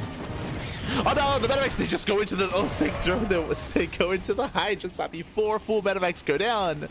Maru.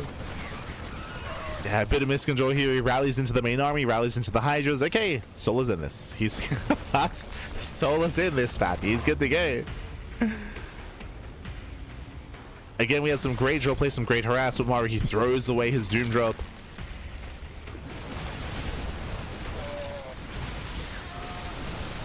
Throws away his medevacs.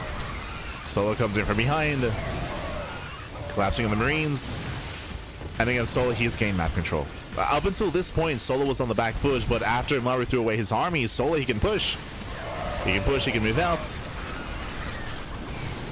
Trading well against the Pyre. Lurker upgrades are being rebuilt. And you can see the dynamic swing from one player to the other. Again, it was 2 minutes ago, 1 minute ago even, where Solar, he was struggling to keep up with the drops here at the 4th base, at the 5th base, in the main, at the 3rd. All that has ended. All that has ended. All that has stopped. Solar can now focus on macroing. Lurkers are now morphing in.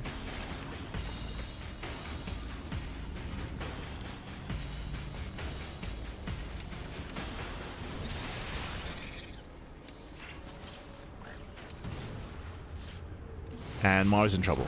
I would say this way, Maru, he is in trouble. Maru, he has no Ghost Academy. Just now getting it. Speaking of an expansion, true.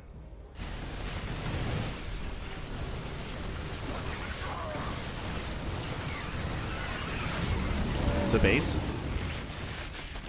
But I am worried about the Lurker move outs. Again, there's just no ghosts or no liberators. Another medevac goes down.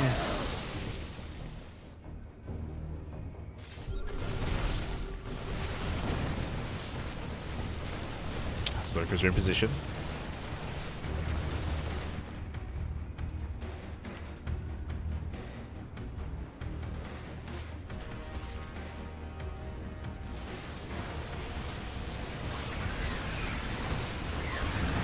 They're in position. Solar now has a freedom to counterattack. Takes down 21 SCVs. 21 workers full. At the same time, Solar forced to cancel back at home, but this is worth it for Solar. He cripples the economy of Maru. The economy has been crippled. Solar, he races back home. Nidus into the main base. I believe the Lurkers are inside. They are. Going for the Nidus, distracting Maru. And the Nidus will finish. Yeah, the Nidus is going to complete. Maru underreacting. Yeah, he didn't notice. Didn't notice. Looks like the Ghost was just on a move. Lurkers 8 bust into the main.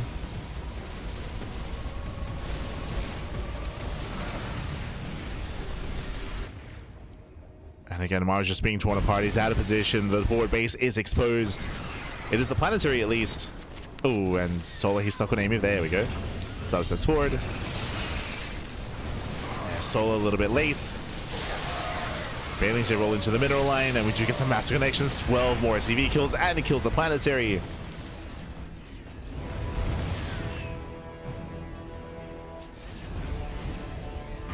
Maru, he's struggling to keep up. He's struggling. Now, the scary thing here is just how open the low ground location can be. We'll see if Solar keeps striking or does rotate towards the left-hand side instead. We'll see if Maru can keep up. Okay, going for the Spire. Setting up for potentially a greater Spire in Broodlords.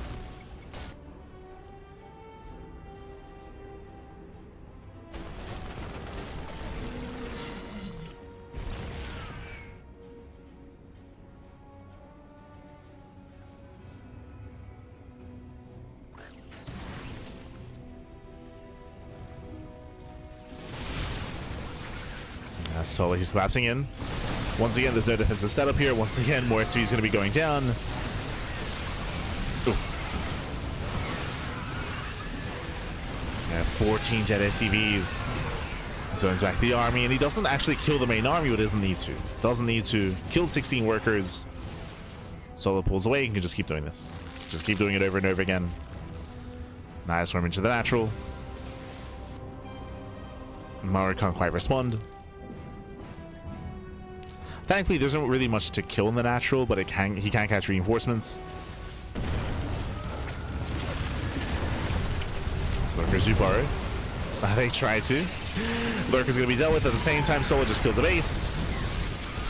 Planetary's exposed, it's on its own. And another expansion goes down. And again, Maru, he shouldn't be able to recover. Once again, if you're curious, maybe you weren't here at the start of the game, this all just stems from Maru losing his Doom Drop. He lost 4 full medevacs. He just ran into all the Hydras. And we pointed it out, that was the moment where the aggression ended. That is the moment when Maru lost control of the game. And ever since then, Solar's been looking very comfortable. Knocking down base after base. Securing himself, slowing the game down.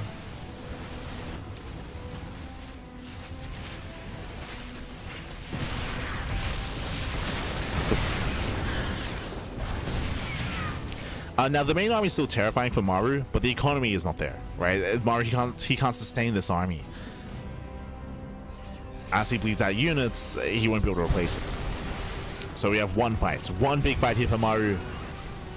Let's go, one shot, one chance. Lings, they distract.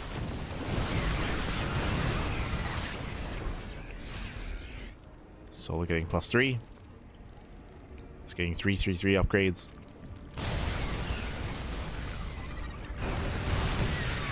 Cyan trying to catch a tank. Does get one. No, not even. Yeah, tank survives. This is a little bit wasteful here from Solo, pushing within range of these 3 tanks. So rough fight for the Zerg. That is what Maru's hoping for.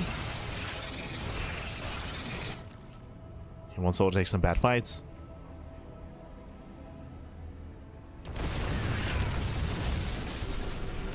As these Lurkers, they won't really get much done.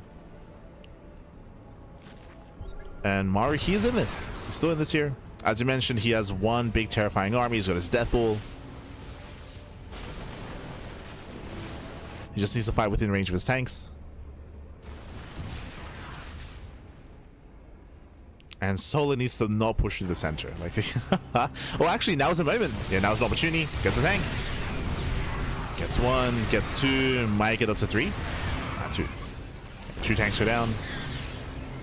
Maru did leave them exposed.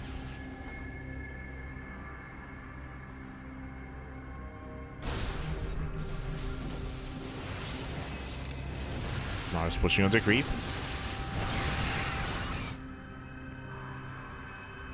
Solo's injecting. Lings, they slip by, they get a mineral line. Ooh, that's going to be 11 dead SCVs. And a tank. Not just one, he gets 1, 2, 3 tank kills. Gets 3 tanks and pulls away. Again, just picking Maru apart. Maru does have a super max army.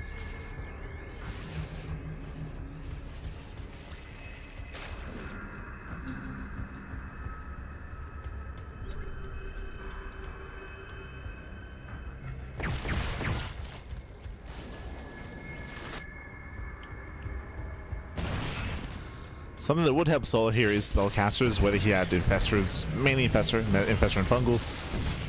But for now, he's just heavily reliant on a much more mobile composition set, and this still works, right? Because he has momentum. If he didn't, then I'd be more concerned. But once again, the army's out of position. Once again, we're getting free tanks.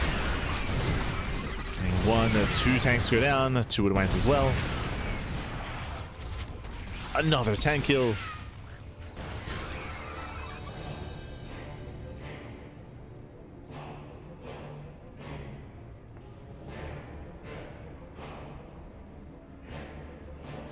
So 3 tanks, 2 widow mines. Solo remaxing. Maru, he has yet to gain any real ground. Now he's slowly pushing forward.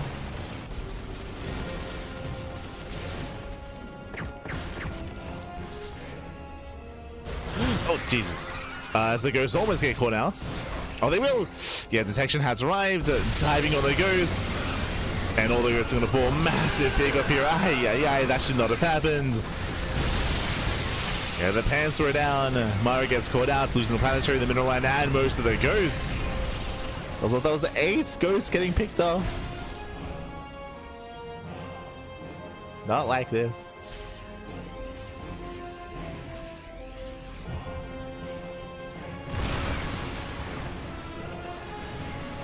And Maru, he's broke.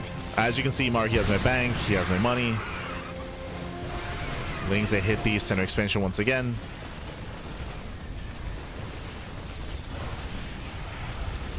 Getting more orbitals, more CCs.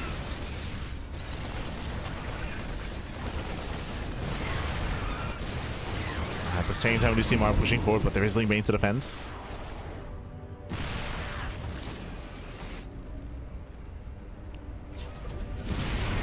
Oh, he wants a CC.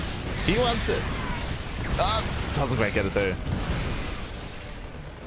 It doesn't get the command center. A little bit wasteful here from Solar. Never mind. At the same time, he gets 3 more tanks. Once again, Maru, he abandons his siege line. 3 tanks go down.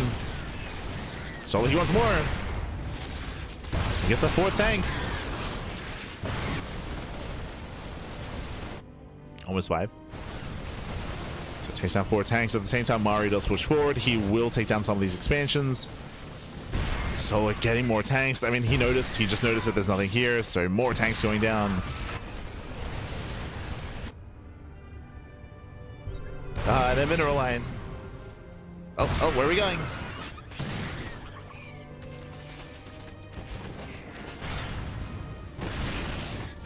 Goes to the middle line, finds another straight tank.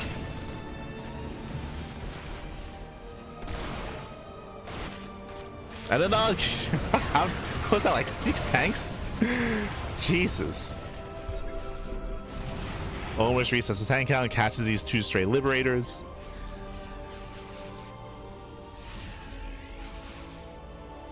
And we mentioned before, Maru, he has no money. He has 24 gas, he has 60 minerals in the bank. He has no money. Cannot max. Still has a massive army, don't get me wrong. But again, it's one and done. So he does collapse on those tanks. Gets 1, gets 2. 2 tanks go down. As soon as Solar runs out of lings, he backs off. Now, Solar has been losing a lot of hatcheries, and this is impacting his larva. True. Like, Solar, his larva is very limited, and he's going to be losing more bases. Solar cannot spend his money. Uh-oh. Yeah, cannot spend his money here. As more bases are going down. Solar, because he decided to stay on a Ling Bane Hydra composition, it's very larva intensive. Very, very larva intensive. So the lack of bases here, it's hurting Solar quite a bit. Because he just lost the center right bases, so 2 hatcheries, 3, 4, 5 hatcheries just went down.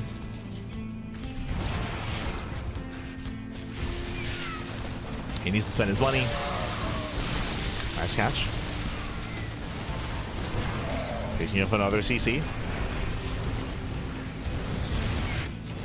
Another CC, more SCV kills as well. Again, Maru does have the more efficient composition. In a head-on fight, Maru can win. And Solar needs time to actually spend his money. And Solar's going to be forced to fight. Yeah, he's forced to fight. He has to engage here. He cannot lose these bases, but I don't think Solar can win this fight head-on. He has to give it up.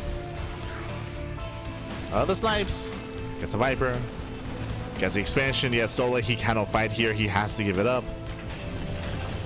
Maru can still win this. No shot. Yeah, snipes are popping up. Solar, he's gonna go for it. It does fight head on. Does land one of the fungals. Lands another, but no Ling Bane. Yeah, there's not enough Ling Bane here. As you mentioned, Solar, he needed to avoid this fight.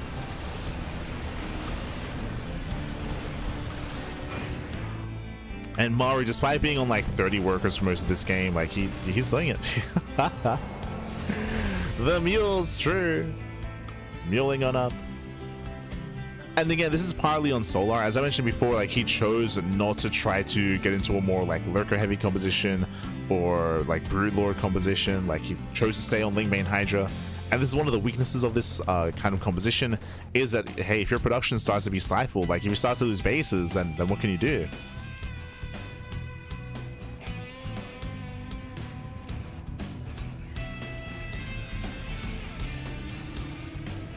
Solar, he had this game. Maru made a lot of mistakes in the early and mid game as well, but he locked it in back. Now, there is still a chance. The big thing here that Solar has are the infestors. If he can land 1 or 2 juicy fungals, then he could collapse on the army and win the game. Like there's like one Hail Mary play here with his infestors.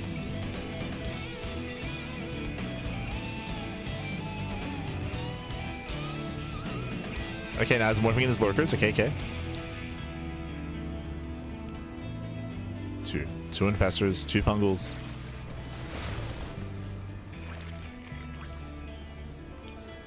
Like very quickly, suddenly this one from a comfortable game for Solar to now things are looking very dire. Very, very dire. As Solar, this is the mining. He's got what, 5 patches here.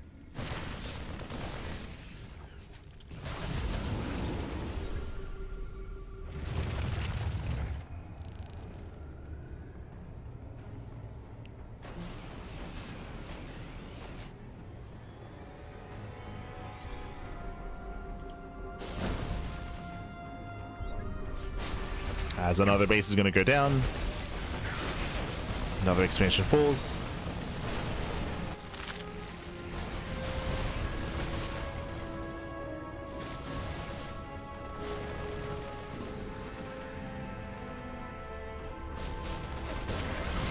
Oh, nice EV.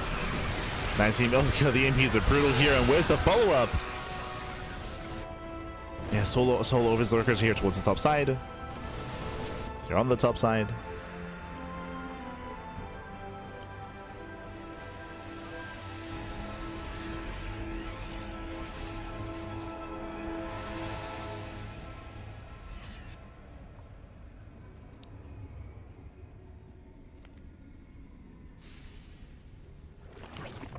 Now, can we, never mind, this is scan. I was gonna say, can we set up like a trap and try to like hold position micro the lurkers? Scan reveals all of them. How many ghosts are there? 5. 5 ghosts. Now suddenly, because of this higher lurker count, it's not gonna be as easy here for Maru to engage. Maru, he wants to. Things they attempt to run by. Lurkers are pushing forward. Typically against a high lurker count like this, you'd have tanks, ghosts, and liberators, but because of the low economy, Maru can't really afford that. Side swap up there. Gets 1. Gets 2. 2 lurkers go down. I see Solo trying to catch out this Bio army.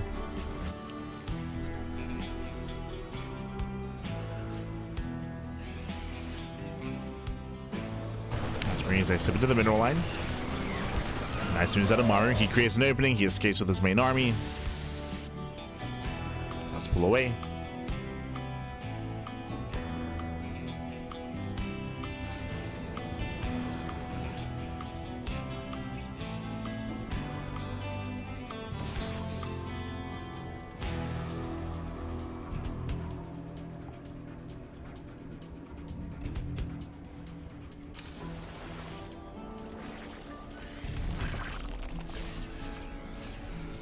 As you can see, Solar desperately wants an expansion.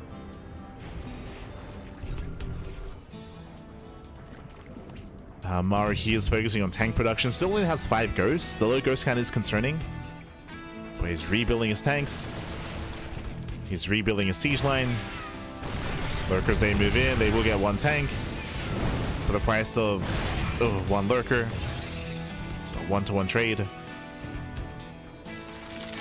I'll say that's better for Maru.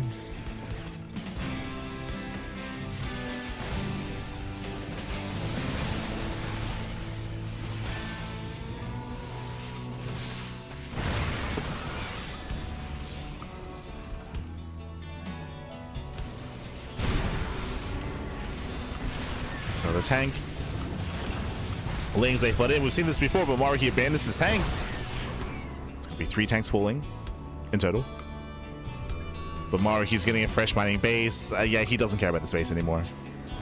He's abandoning this location, expanding in the center. This is a fresh base with a high-yield gas geyser. Solar, he cannot let this happen. He's going for the Nidus behind the mineral line. But Solar, he has to stop this. Otherwise, that will be game.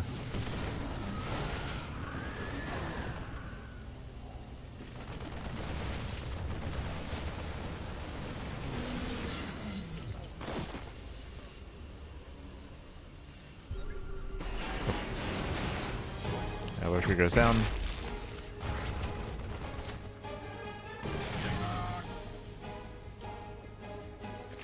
Now, Soleil still has those now 3 infestors. Has the infestors. Maru still has the better army though.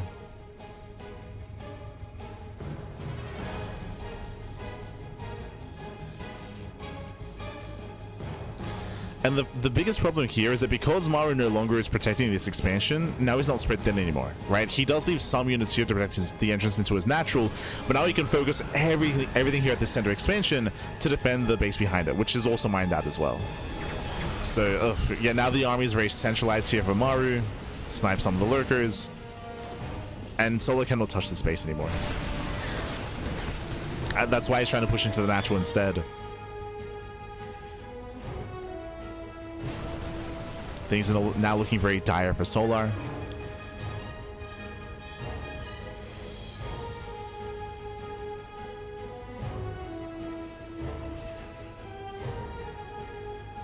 But he's getting another expansion. and he at least mined out through some of bottom left. This is the big issue here with this map. I say big issue, we brought this up when we were judging the TLMC maps, is that this center expansion allows you to defend the base behind it, but also defend the bottom left and center left as well. Like, these 3 bases are very centralized, and once you can hold on to the center one, then you can just get 3 bases. These 3 bases are now in control of Maru. At least Solar did mine through some of these mineral patches. Let's get a couple of tanks.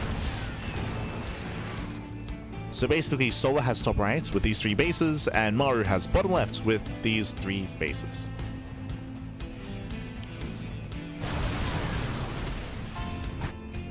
Solar rotating over. Maru not quite in position.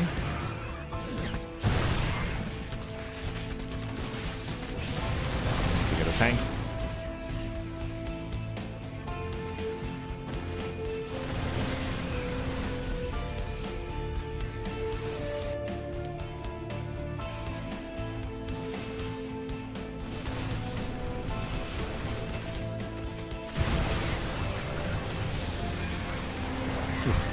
And the start goes off, does land a fungal, does get some okay bailing connections, but Sully has to get the hell out of here.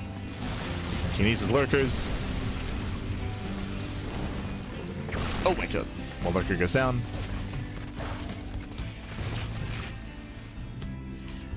The ghost kind of is building up now to 8 ghosts.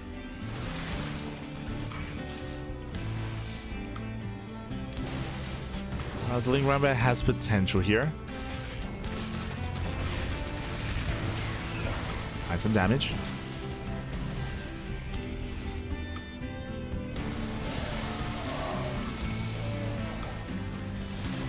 And Mari's army is fragmented. Okay, best case scenario for Solar. Catching out all these Marauders. That's what, 4 Marauders going down.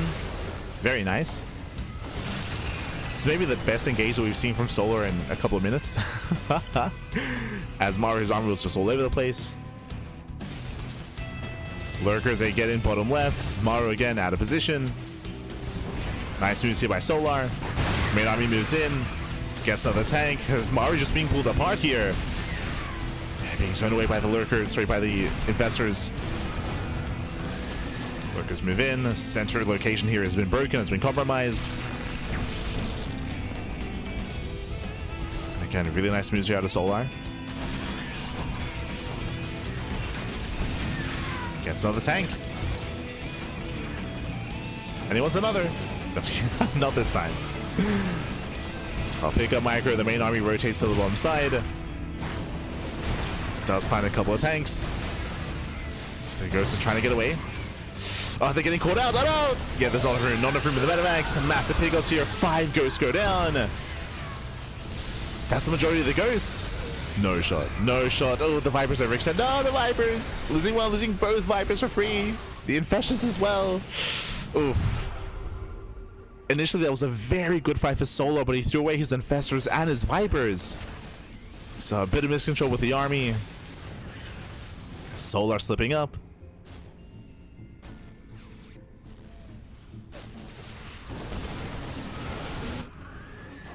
Yeah, we're getting messy, Pat. We're getting messy.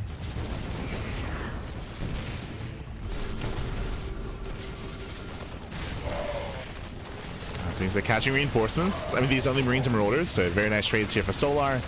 That one lurker distracting, getting 9 SCV kills. The Lings are moving towards the center. Remember, these are all orbitals, no planetary, right? There's no planetaries here. So these bases are exposed. Maru, he's reacting here to the Ling counterattack. He's out of position. Another base is going to go down. 2 bases, actually. He's counterattacking. Okay. Maru, he's just F2ing. He's F2ing everything to top right. He's like, you know what? Let me knock down these bases. Let me knock down these expansions. Solar, he's trying to react, trying to respond. Does he have any lurkers left? 0 lurkers. Oof. Without any lurkers, it's all about these fungals. One fungal lands. It's premature. Yeah, it's a premature fungal. There's no follow-up. There's 1 fungal left. Base goes down. And once again, Solar cannot engage into this army. Nice thing run by, though. He does cripple the economy. Economy's being crippled. Solar has to be patient. It doesn't feel good, but he just has to go with the bases. Like, he just has to give it up. As he's killing all the economy here of Maru. And Solar, he just has to pull away. Yeah, like, this is the mature decision. It makes sense. It doesn't feel good, but Solar just has to give up on the entirety of these bases. He doesn't save his drones. He has to preserve his army, wait for more energy, get some more fungals. Oh, and try to catch the army unsieged. Yeah, Solar's coming in. Remember, he has one fungal available. Oh, lands. Yeah, the fungal does land. And does Solar have enough? Does he have enough here? It's still an awkward fight. He does not. Yeah, it doesn't have enough despite the fungal. Ay, ay, ay. Not enough Ling Bane. Like, Solar did outposition Maru. Like, the positioning was better, was superior for Solar, but the numbers just aren't there. The supply isn't there. Solar long distance mining. Maru's down to 1 SCV, but he has mules. Bear that in mind. He does have mules, so he can land and technically have a better economy than Solar. Speaking of mules, does find a handful of them. And Maru just wants to push. Once again, like, Maru, he has the better army. Catching out some of these drones. Oof. Solar has to pull away. Does have a lurker. Okay. He's got his, the one lurker's holding the line.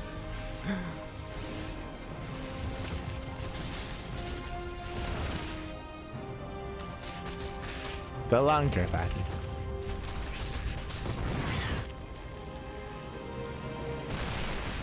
How many infestors? Two infestors. We have 2 more lurkers on the way. Solo long distance mining on the right hand side. Meanwhile, where are the mules? Yeah, no economy for Maru. Moves in. Ooh, does get the lurker. Did miss some transfuse. Yeah, Solo was inattentive. So he's down to 2 lurkers. Every unit counts. You can see once again Solo wants to try to catch the army, but even with the fungal, I don't know if he can fight. Nice pre-split.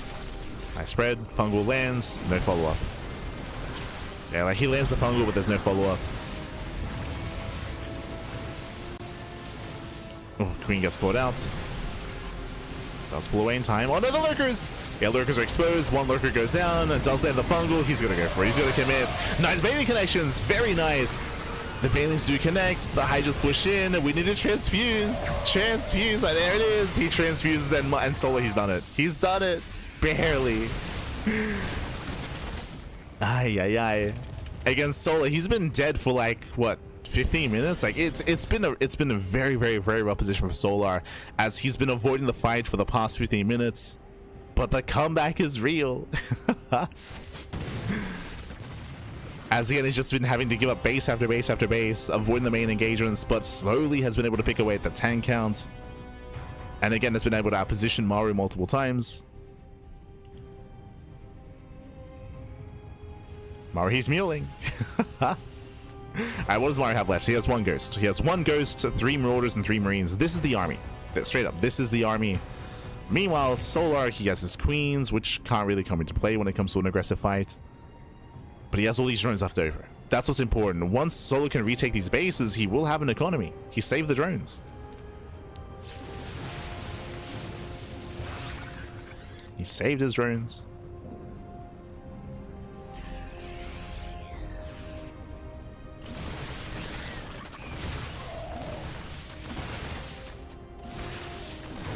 Who's winning? After that fight, Solar. Solar's in a committing position. And it has been a very swingy game. Like, initially, if you remember, Solar, he was in control of the game. He was knocking down bases for the first 10-15 minutes. That was after Maru lost his Doom Drop. Then everything swung in favor of Maru when Maru was able to take down 5 expansions in like 1 minute. If you remember, he took down the 3 bases and another 2, crippled the production, and then Maru was in control. And now it's back to Solar. Now it's back to Solar. With the non-stop counterattacks, run-bys, Nidus Worms, Ling run-bys. Now, does that mean that now it's back to Maru? Now, we'll see. I mean, the problem here is that Maru, because he lost so much in the center of the map, it's going to take a long time to actually build up any kind of semblance of an army. And as I was mentioning, this is going to favor Solar that much more because of his higher drone counts. Like Maru, yes, he's slowly rebuilding his SCVs, but Solar's economy is coming back online faster. And that's going to result into a larger army, of course. I will say that Solar could get some more bases. Like the lack of hatcheries is a little bit concerning. You could argue that there are so few patches here that maybe it isn't worth it. Maybe it isn't worth expanding and getting these bases. So maybe he's just content long distance mining.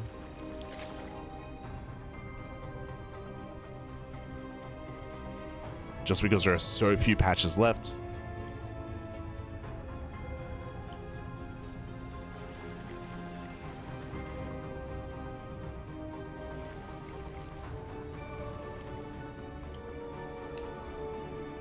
Meanwhile, Solar did lose all of his infestors in that last fight, so he has no fungals remaining.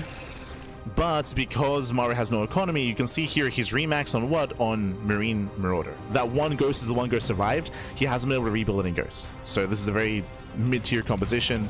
It's Marine Marauder medevac. But back to the start of the game. To be fair, he's up against mainly Lingbane Hydra, but there are some lurkers in the mix as well. And these lurkers are a problem. If we had more ghosts, then they could snipe. As he moves out, Lings move in. The economy again is crippled. Oof. Nice mine shots. Nice mine connection. Solar once again is restricting this army quite a bit. He knows how much potential there is with the bio. Maru gets another expansion, another Ling run by here, catching reinforcements. These Marines are on their own. Yeah, no medevacs. No medevac support. Widowmine is about to reset. Ling's AP love to kill more SCVs. Oh, the mine! Oh my god. And that splits towards the end, and Solo will clean this up. Cleans up the reinforcements. Zero mining here for Maru. Again, he has no other CCs, no other orbitals.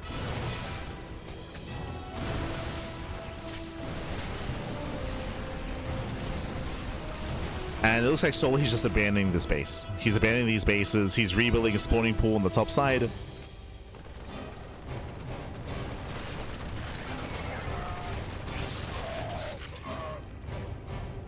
And GG gets called. Maru cannot defend back at home, and Solar, he takes game number 1. Whew. GG. GG, well played. A crazy game, very back and forth. As we mentioned, initially Solar, he had control of the game. Oh, sorry, I should say, initially Maru had control of the game, with Maru going for a 3cc, 3 racks before the factory, if you recall. Hyper greed out of Maru. Maru, he was able to dictate the pace of the game. He was going for a lot of drop play, and then Maru lost 4 medevacs. He lost 4 full medevacs on the right hand side. The moment that happened, Solo was able to stabilize, able to get into hive tech, able to get into lurkers, and able to take control of the map. And with that, Solo was looking very comfortable for like a good 10-15 minutes, where he was knocking down base after base, knocking down mineral lines. But there was a moment when he did invest a lot of Lingbane into harassing. That's the moment when Maru ignored it, went for his own push, his own counterattack, and started knocking down expansions. He knocked down 5 hatcheries in a matter of moments, and that meant that Solo, who was very Lingbane focused and Lingbane heavy, didn't have the larva to rebuild. He had a bank, he had a 5k bank, but Solo couldn't spend his money. And with that, we saw that Maru was able to cripple the economy, cripple the production and the economy as well, and kind of drag Solar down into the dirt with him. With that, we saw Maru take control of the map. We saw him take control of the game. Maru was just knocking down bases. We saw that Solar had to avoid the main fight for, again, a good 10+ minutes. Just could not engage head on with Maru until, you know, Maru was outpositioned. We saw multiple times where even though Solar had a much smaller army, he was able to outposition, get some free tanks, catch some fungals, get some bio, get some marauders in the center, get the ghost. There was one moment where he caught 5 ghosts towards the top side as well. So there's some key moments where Solar was able to catch out Maru where his army was out of position. GG. Whew, GG, well played. But that was crazy. That was a crazy game, baby. And with that, we're going to be loading into game 2. Solar has a lead in the series, and now we're going to be loading into White Rabbits. And meanwhile, a big shout out to to Crypto Biotic. Thank you so much, Baby God. Thank you so much for subscribing for the first time with Twitch Prime. Thank you so much. Hope you enjoy the content, hope you enjoy the casting, hope you enjoy the StarCraft as we are getting into game number 2 and spawning in the bottom left-hand corner of White Rabbits. We have the South Korean Zerg player, we have the Red Zerg representing Team Falcons. It is Solar. And spawning in the top right-hand corner of White Rabbits, we have the South Korean Terran player, we have the Blue Terran representing Team Vitality. It is Maru.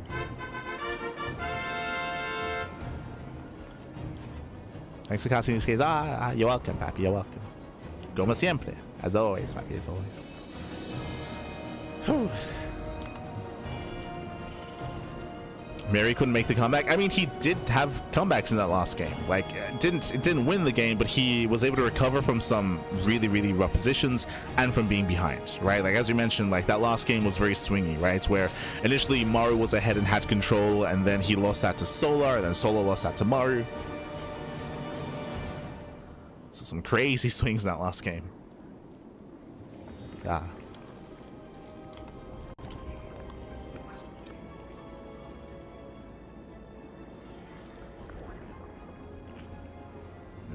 Here we go.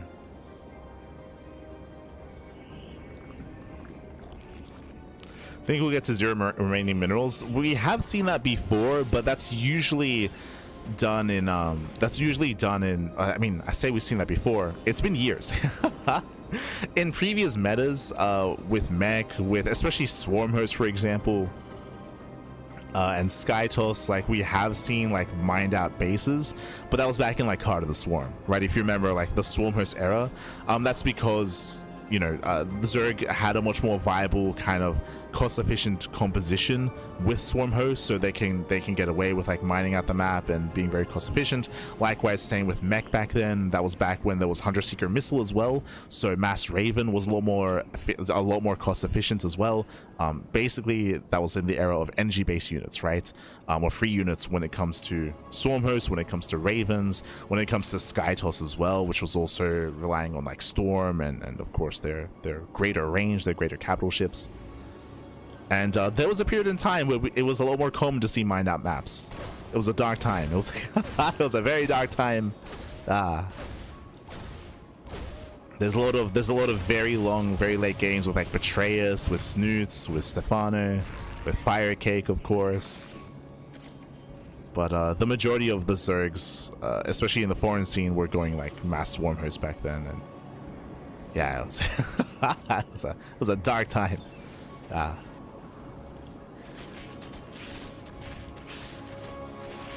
But in modern StarCraft, in Legacy of the Void, it's a rarer sight. I want to say it's been done, especially like a couple of years ago when ZVT was a lot more common to turtle. If you remember, especially Maru, right? Like Maru versus Dark, just Maru games in general. You'd often see like you cut the map in half and Maru just mine out.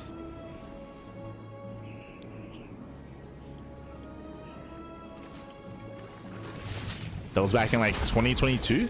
Right? Am I thinking of Everdream? Is Everdream the map that I'm thinking of? Hold on. Everdream.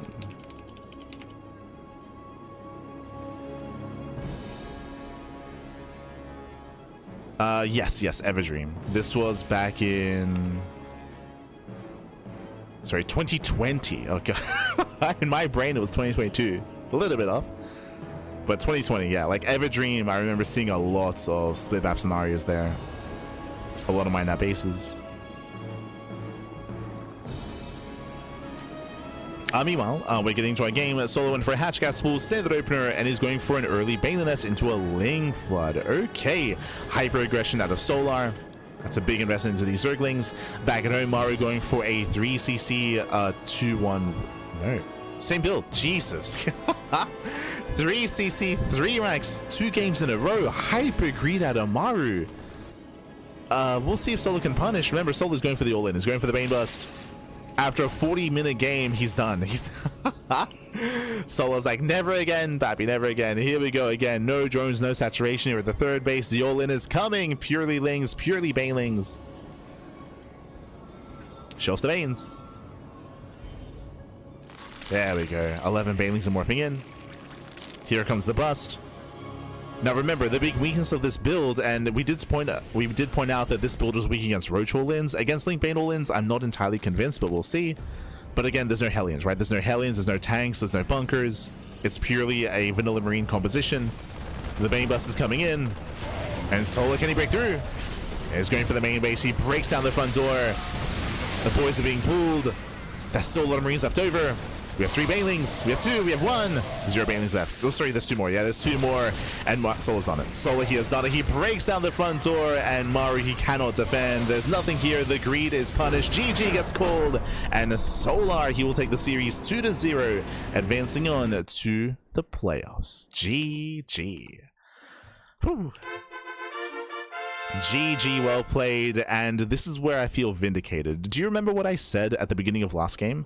At the beginning of game 1, when Maru went for his 3cc 3 racks, I was like, this build is not safe for the ladder. I was like, it's really cool that you're seeing this out of Maru. It's not safe for the ladder. It is very, very vulnerable to all-ins, and I joked about like a random roach all-in would just kill you. Here, Bane Bust will kill you as well. Winding it back, I do apologize, I was reminiscing about older games and different kind of game states, but Maru, he went for a 3cc 3 racks. This is a very rare build. This is more common against Protoss. This is almost never seen against Zerg. Almost never seen. And again, the ideal way to react to this is either hyper greed or hyper aggression. This is very, very vulnerable to all-ins because your factory is so late, your Hellions are non-existent, your tanks are non-existent. It's not just about not having the production to sustain the defense, but it's also about scouting, right? Because you're delaying your factory, because you have no Hellions, you have no scouting, so you don't see the lack of saturation at the third, right? Maru, he didn't have anything to scout to check if there was drones or if there were lings. So again, that's why this build from Maru is illegal, and he got away with it in game 1. He got away with it in game 1. That's why Maru had a lead in game 1 initially. Here in game 2, Maru tries it 2 games in a row, gets punished. GG, well played. With that, Solar does claim the series. Solar, he does advance on, and Maru gets knocked down to the decider match. GG. GG, well played. The build's illegal, papi. It's illegal. Hold on, decider match. Here we go. Here we go. As we're getting into our next game, it is going to be a TVP. It's going to be a rematch, actually, between Maru and Cyan. And again, it's a bit of a shame how the series ended because game 1 was crazy. Game 1 was a banger. For Maru to be overconfident and go for the same opener 2 games in a row, this time he gets punished, and that's what we expect at this level of play. You can't get away with that. Not twice, not 2 games in a row. No shot, papi, no shot. GG, well played. And with that, we have 1 series left here tonight. 1 series remaining. It is going to be that final best of 3, the decider match between Maru and Cyan. Let's go.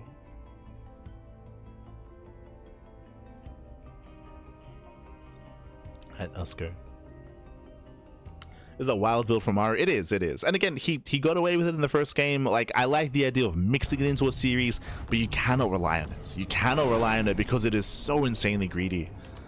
And here we go, spawning in the top left-hand corner of Winter Madness, we have the red Terran player. We have the red Terran, we have the South Korean Terran representing Team Vitality. It is Maru. And spawning in the bottom right-hand corner, we have the Chinese Protoss player, the blue Protoss.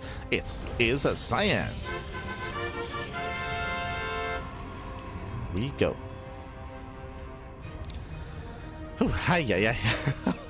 Now, to be fair, I would say that, I mean, we just mentioned it, but 3cc 3 racks, the build that Maru went for against Solar is, again, rare and not seen and illegal against Zerg, and they got away with it that one time. I would say it's a little more viable here. It's a little more viable against Protoss. That is true. We do see this a little more commonly, especially on larger maps. If you watch Bjorn is very fond of it. And Maru, I should say Maru, Clem, they mix it in every now and then, but you see it the most out of Bjorn on these larger maps, to get a boosted economy, to get a faster 3rd CC up and running, and then to have a stronger mid game. So we could see that out of Maru, but at the same time, it feels like he has a different approach to TVP, to the TVP matchup as opposed to TVZ. So far, eBay block, but Cyan does scout. Cyan will shut this down. So nice scouting out of Cyan. Meanwhile, big shout out to Dark Searcher in the chat. God, baby God. Thank you so much. Thank you so much for subscribing for 3 months. For 2 months in a row with Twitch Prime. Thank you. Thank you so much. I hope you find what you're looking for in the dark. Ta-da. Good luck, baby. Good luck. Love the content. Oh, thank you. Thank you. Do appreciate it. Do appreciate it. Gracias, baby. Gracias. Oh, hello. As Maru, he doesn't go back home with the SCV. He does hide as a worker here on the right-hand side. This would be a prime location for a proxy starport. You have my attention. We have to wait for the factory, of course. We have to wait for the factory to finish up. It's going to be reactor. So this looks like racks into reactor, into factory, into add-on swap, into reactor Hellion, into Hellion drop. That's what this looks like so far. We'll see. We should be seeing an add-on swap, and we should be seeing that starport. There's that CC on the way. Factory is now done. You see Maru, yep, there it is. Starport is being thrown down, and here comes the Hellion drop. Now, this can end the game, straight up. Like, we have seen this do crippling damage to even top players like Hero and Max Packs and Classic. This can get out of hand real fast and real quick if it goes unscouted. So the goal here is to proxy the starport, to get a medevac, to load up the Hellions, and to drop into the main base. Now, why is this so deadly? How many Hellions does it take to one-shot a probe? 3. And you're gonna have 4. So if you go in, if the probes line up, you one-shot. You one-shot workers, and you can just annihilate a mineral line in a matter of seconds. Cyan does scout. He does confirm the reactored Hellion, so he has an idea. He has an idea of what's happening. He has an idea of what's going on. Did open up Stargates, going for a Phoenix opener. Oracle openers, I feel like, are a little bit better because the Oracle can, of course, chase and hunt down the Hellions. Phoenixes could potentially hunt down the medevac. True. So we'll see. Cyan, he's scouting, he's checking. Now, the common location for Proxy Starport is here. Yeah, you can see he checks the fourth base location. This is a little more common for the starport. Maru threw it down all the way further back in the corner of the map, which makes it difficult to scout. And the Phoenix does get eyes on the Hellions. The medevac is kept hidden. Maru feigning aggression. Ooh, taking a lot of damage. Gets lifted. Loads up 3. Gets into the main, but is he going to find any damage here? 3 Hellions is enough to one-shot, but he gets lifted. He gets lifted. 2 Hellions unload. They can two-shot probes. 7 probes go down. Still a lot of damage. Oh my god. Still a lot of damage here. 9 probe kills. No shield battery. Adepts are racing over. 10 probes go down. 11. So 11 probe kills. Not a bad start here for Maru. He's not done. He's not done, baby. 18 probes go down. This is critical damage. This is critical damage here. This has gone out of hand. This could have been worse. I appreciate that Cyan, he found the Hellions. He picked some of them up. He shut it down as best he could, but this is still too much damage. 18 probe kills, and Maru's not done. He's going back in. The wall is open. The wall is not a wall. Hellions, they go back in once again, and he wants more damage, and he's going to get it. He's going to get it here. Gets into the main. Cyan's all in. He's just rallying everything across the map. He's all in, bappy. Oof. As we have reactored Widowmine to defend. Sure, why not? We have reactored mine into Cloak Banshee. Jesus, Maru's having a lot of fun. He's just having fun at this point. Proxy Cloak Banshee. Mine shots going off. 1 adept left.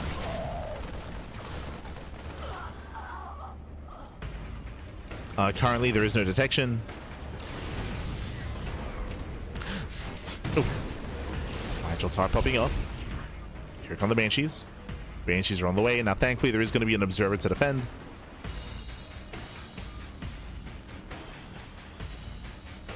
And with the Phoenixes, with the observer, Cyan should be able to defend against this.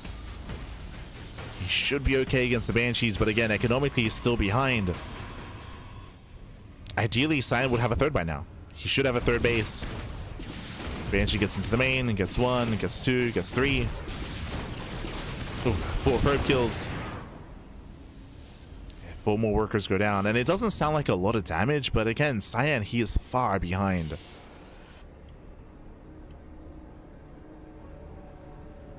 Maru even making a second starport. I mean, I assume he expects to lose the first. That second Banshee does make it in. Ooh. He gets in. 7 probe kills. Yeah. And at this point, Maru's just building up towards his stim timing. Stim is done in a couple of seconds. He's building up his bio army. It's going to take a while just because he invested so heavily into harassing, and it was worth it. But it means it'll take a while for his main army to build up.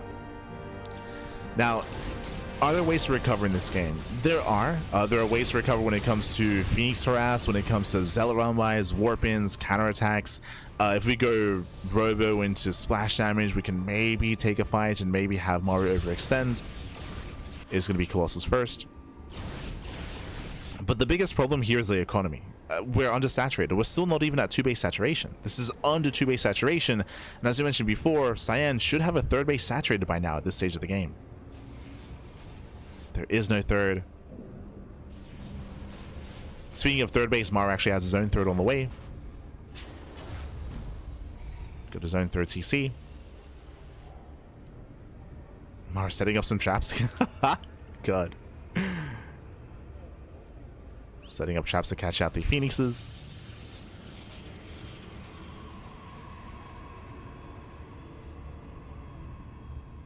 Ginagano, ga, babiga. Bienvenidos.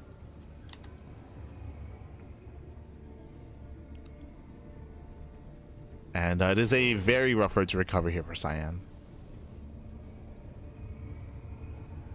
Let's get another starport? Jesus. Is that 3? He's...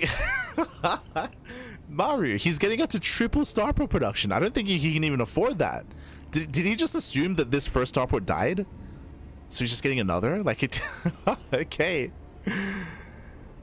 So getting up to triple starports, getting into Mass Viking. I mean, again, that will help, I suppose, against the Phoenix Colossus. But there's not that much. There's not that many. Not that many Phoenixes, not that many Colossus. This is basically Maru saying, I refuse to get a reactor. Like you know what? Instead of getting a reactor, I'm just gonna get another starport. Like, okay, sure. Okay. Why not?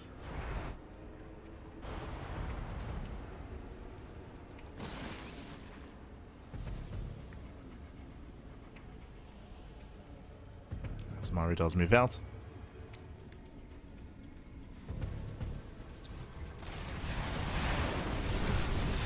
Yeah, Phoenixes, they dominate the skies, they zone away I'm sorry, I should say Vikings dominate the skies, they do zone away the Phoenixes. Losing all 3 Phoenixes go down, and we have still plenty left over. GG gets called, and Maru takes game number 1. GG. Whew. GG, well played. Again, Maru having a very strong start to the game, opening up with a reactored Hellion drop into the main base, and even just Hellion Runbys into the natural. He was able to cripple the economy, get insane damage, and even get further damage with the Cloak Banshee. Remember, it was Hellion Harass into Cloak Banshee as well, and Cyan lost everything. He lost everything. He went down to, what, 30 probes, if that. Like, he just could not keep up economically, and Maru did outscale. Oh boy, and we'll see if Cyan can recover, bounce back, and we'll see if the series ends here and now, as we're going to be loading into Tourmaline, one of the smallest maps in the map pool. Very small map, aggression is heavily favored here, and we'll see how aggressive our players plan on being. Bearing in mind that the last time that Maru played on this map against Cyan, he did go for a more defensive and macro style. We'll see if that trend continues. As spawning in the bottom left-hand corner of Tourmaline, we have the South Korean Terran player, we have the Red Terran representing Team Vitality, leading the series 1-0. It is Maru. And spawning in the top right hand corner, we have his opponents. We have the blue Protoss player, the blue Protoss himself, the Chinese Protoss. It is Cyan. Here we go. Also, a little bit off topic, but we were discussing it previously at the end of the solo Maru series, proxy by the way, is I still can't believe that Everdream was 6 years ago. Like, I can't. Like, I swear, Everdream is still fresh in my mind. Near Humanity as well. Like, Smurge, Smurge. But there we go. Here we go. Oh, sorry, I assumed proxy, but no, it's going to be eBay block. eBay block here out of Maru. He moves out across the map. Just the one SCV to disrupt the economy. Thankfully, Cyan is on the low ground, and Cyan should react. Yep, there we go. Does scout, does react, and does pull the boys. Boys are being pulled. It's going to be 4 probes in total. This is to zone away the SCV and to focus down the eBay, so Cyan can expand. Maru being annoying. Oh, Jesus. Maru, he has to calm down. Pulls away. And from here, the game will continue.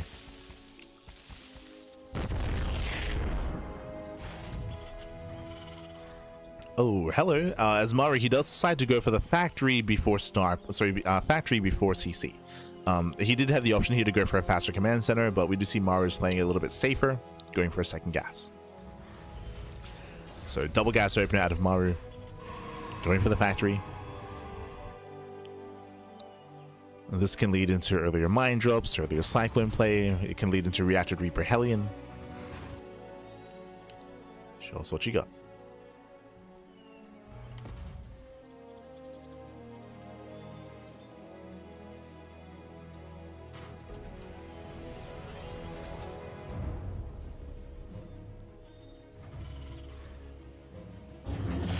Okay, does go for the add-on swap. Okay, so not going for a reactor Reaper, going for the add-on swap instead. Oh, going for the 1-1-1. My apologies, I did not see that, but that is a starport before CC. 1 base all in. Okay. This is a rarer sight. We see this from players like Gumiho. Gumiho, he does like to mix this in. Oliveira, before he retired, like to mix it in. Ryung, he still does mix it in as well. So I'm thinking of Gumiho, Ryung, and I guess Maru as well, I guess. But 1 base all in. Now, one of the reasons why we can see this specifically on this map, if you remember, I did mention Tourmaline is one of the smallest maps in the map pool. Like, this is a very small map, short rush distance by ground, so the army gets across the map even faster, and we'll see if Cyan can keep up. We'll see if he can keep up. Hellions, they veer off. They avoid the initial units here. Cyan going for the proxy pylon to reinforce. Stalkers are poking in, but we do have a cyclone already on the way. And Hellions, they get into the main. And so far, already getting 2 probes. Oof. Yeah, workers are lining up. Getting 3, getting up to 6. 6, 7. Can we get 8? 7 probes going down. Gets up barely, not 1 more volley. But 7 probes for 2 Hellions, that is well worth for Maru. So Maru, he already takes the lead. And now here comes the Cyclone drop. And behind this, Vikings and tanks. Again, 1 base all in. The reason why you're seeing Vikings here is because Vikings, they trade very well against ground-based units if they landed. Like, landed Vikings, they trade very well against gateway units. So landed Viking support is insane this early on. Just making whatever we can. Adding as much DPS as possible.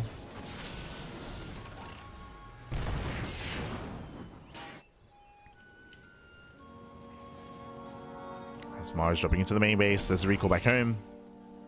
Cyan recognizing that something is wrong. Going for the medevac, it's going to be a one-way trip. And Maru D does get one of the stalkers. Oh, wait, he gets away? No. He saves the Cyclone. Quick moves out of Maru. He barely gets out with his high-tech units. Saves the medevac, saves the Cyclone. You can see Cyan hunting down that medevac. He's looking. But alas, doesn't quite keep up. It doesn't quite catch the medevac. Does slip by, does slip away. And here comes the all-in. We're going to have 3 tanks. So a 3rd tank is in production. The 2nd Viking is on the way. The boys are being pulled. Oof. Gets a stalker.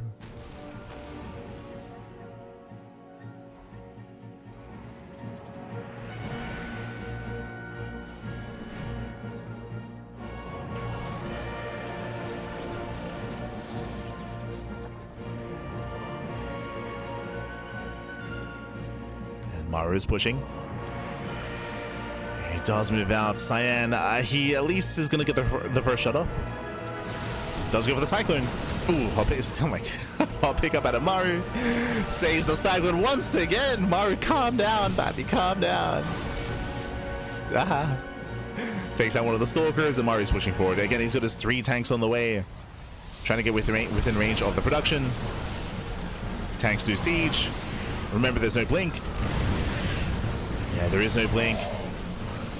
Tanks are pushing further in, and they're getting within range of the gateways. Yeah, down to 4 Stalkers. There's just not enough here. There's not enough here, not enough army, not enough Stalkers. Does take down one of the Vikings at least, but massive tank shots go off. 1 Stalker left. GG gets called, and Maru, you will take the series 2-0, advancing on into the playoffs. GG.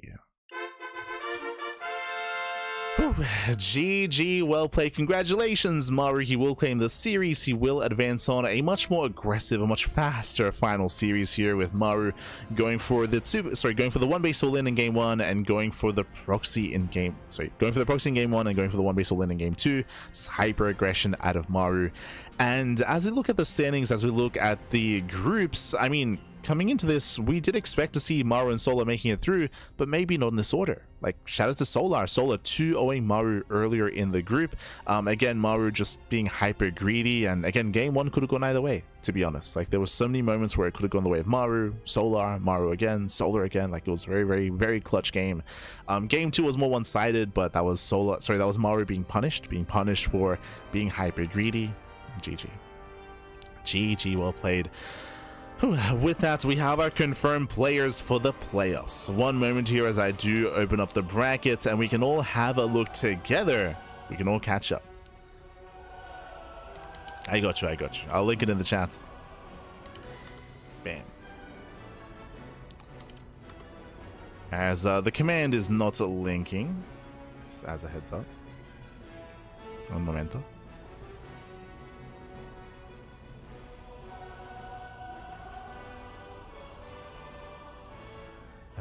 One moment here. There we go. Bam, beautiful. Okay, so from the top, if you missed out, we did cast every single group over the past couple of days. When it comes to the Rongyi Cup, we had Group A. Group A was Hero, Trigger, Bjorn, and Rogue, and both Hero and Trigger were able to make it through in 1st and 2nd place respectively. Trigger was popping off and did make it through. Group B was Clem, Showtime, Zan, and Bunny. We had Clem and Showtime advancing on out of Group B. We had Group C, Creator, Classic, Shin, and Percival. That was Creator and Classic making it through. Then we had Group D, we just wrapped up, which was Solar, Maru, Cyan, and Krystianer. In the end, we did have Solar and Maru making it through into those playoffs. Oh boy. So we did have our group stage concluding here, and now we have the playoffs. Bam! You can see the playoffs here and now. Oh boy, the seeding has been pushed through, and we have Hero versus Showtime in a PvP that is going to be played out in 8 hours. 8 hours time is going to be playoffs day 1. Remember, it's going to be 3 days of playoffs. It's going to be day 1, day 2, and then the grand finals. So 3 days of playoffs here for the Rongyi Cup. Meanwhile, we have Solar versus Classic in the 1st round as well. We have Clem versus Trigger. That's a little bit sad. Clem and Trigger, they're both good friends. They're both they did live together for quite some time as well. Did live together, and they're going to be facing off against each other.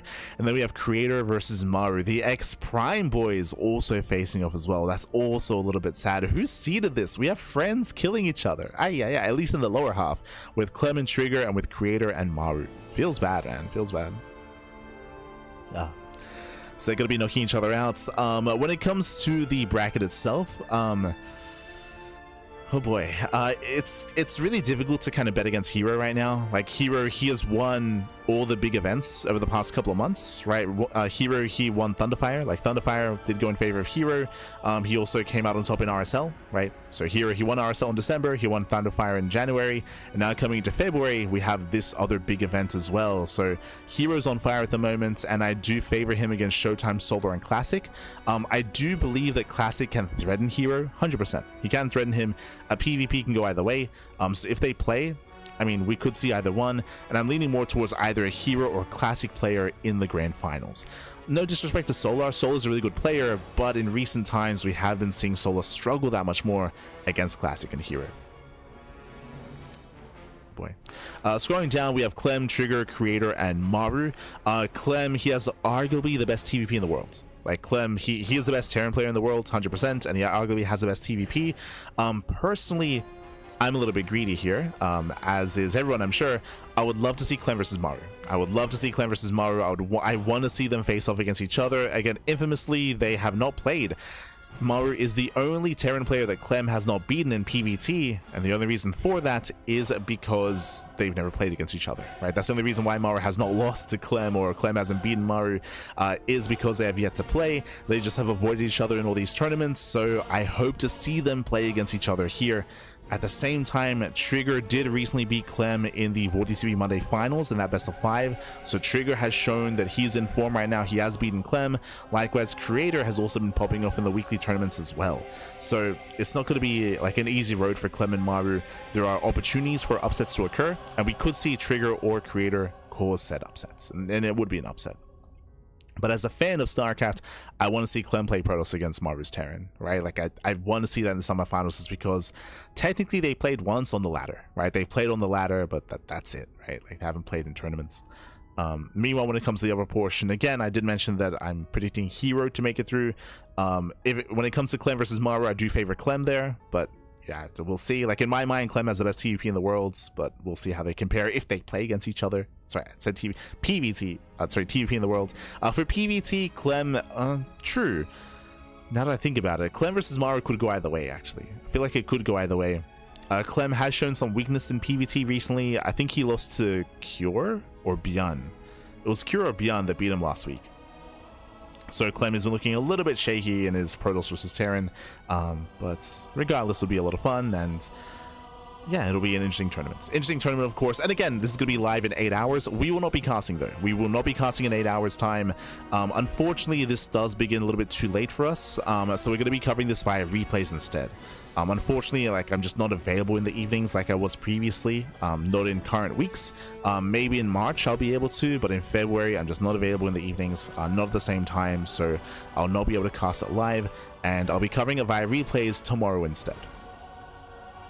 So basically this time, I say this time, the start of this broadcast tomorrow. So actually no, I'm lying to you. Do I have our schedule? Actually, that'll help. Nah, it's not updated. This is last week's weekly schedule, as you can see here. Unfortunately, not quite updated. But tomorrow, we're going to be live with the OSC Elite Rising Star Tournament. So we are scheduled to cover that event. And we have Rongyi Cup tomorrow. That's going to be at 8 p.m. 8 p.m. AEST. That'll be in around, like 28 hours. Like around 28 hours time, we're going to be live with the Rongyi Cup. That'll be tomorrow. The live cast is going to be tonight in 8 hours, but we won't be able to cover that. So again, we'll be covering it via replays tomorrow instead. Just as a heads up. And again, it's going to be a 3-day event. 3-day playoffs. 3-day playoffs. The reason why it's 3 days is because the finals is offline. The finals will be played at an offline venue. So there's going to be a break between day 2 and day 3. It's going to be a break.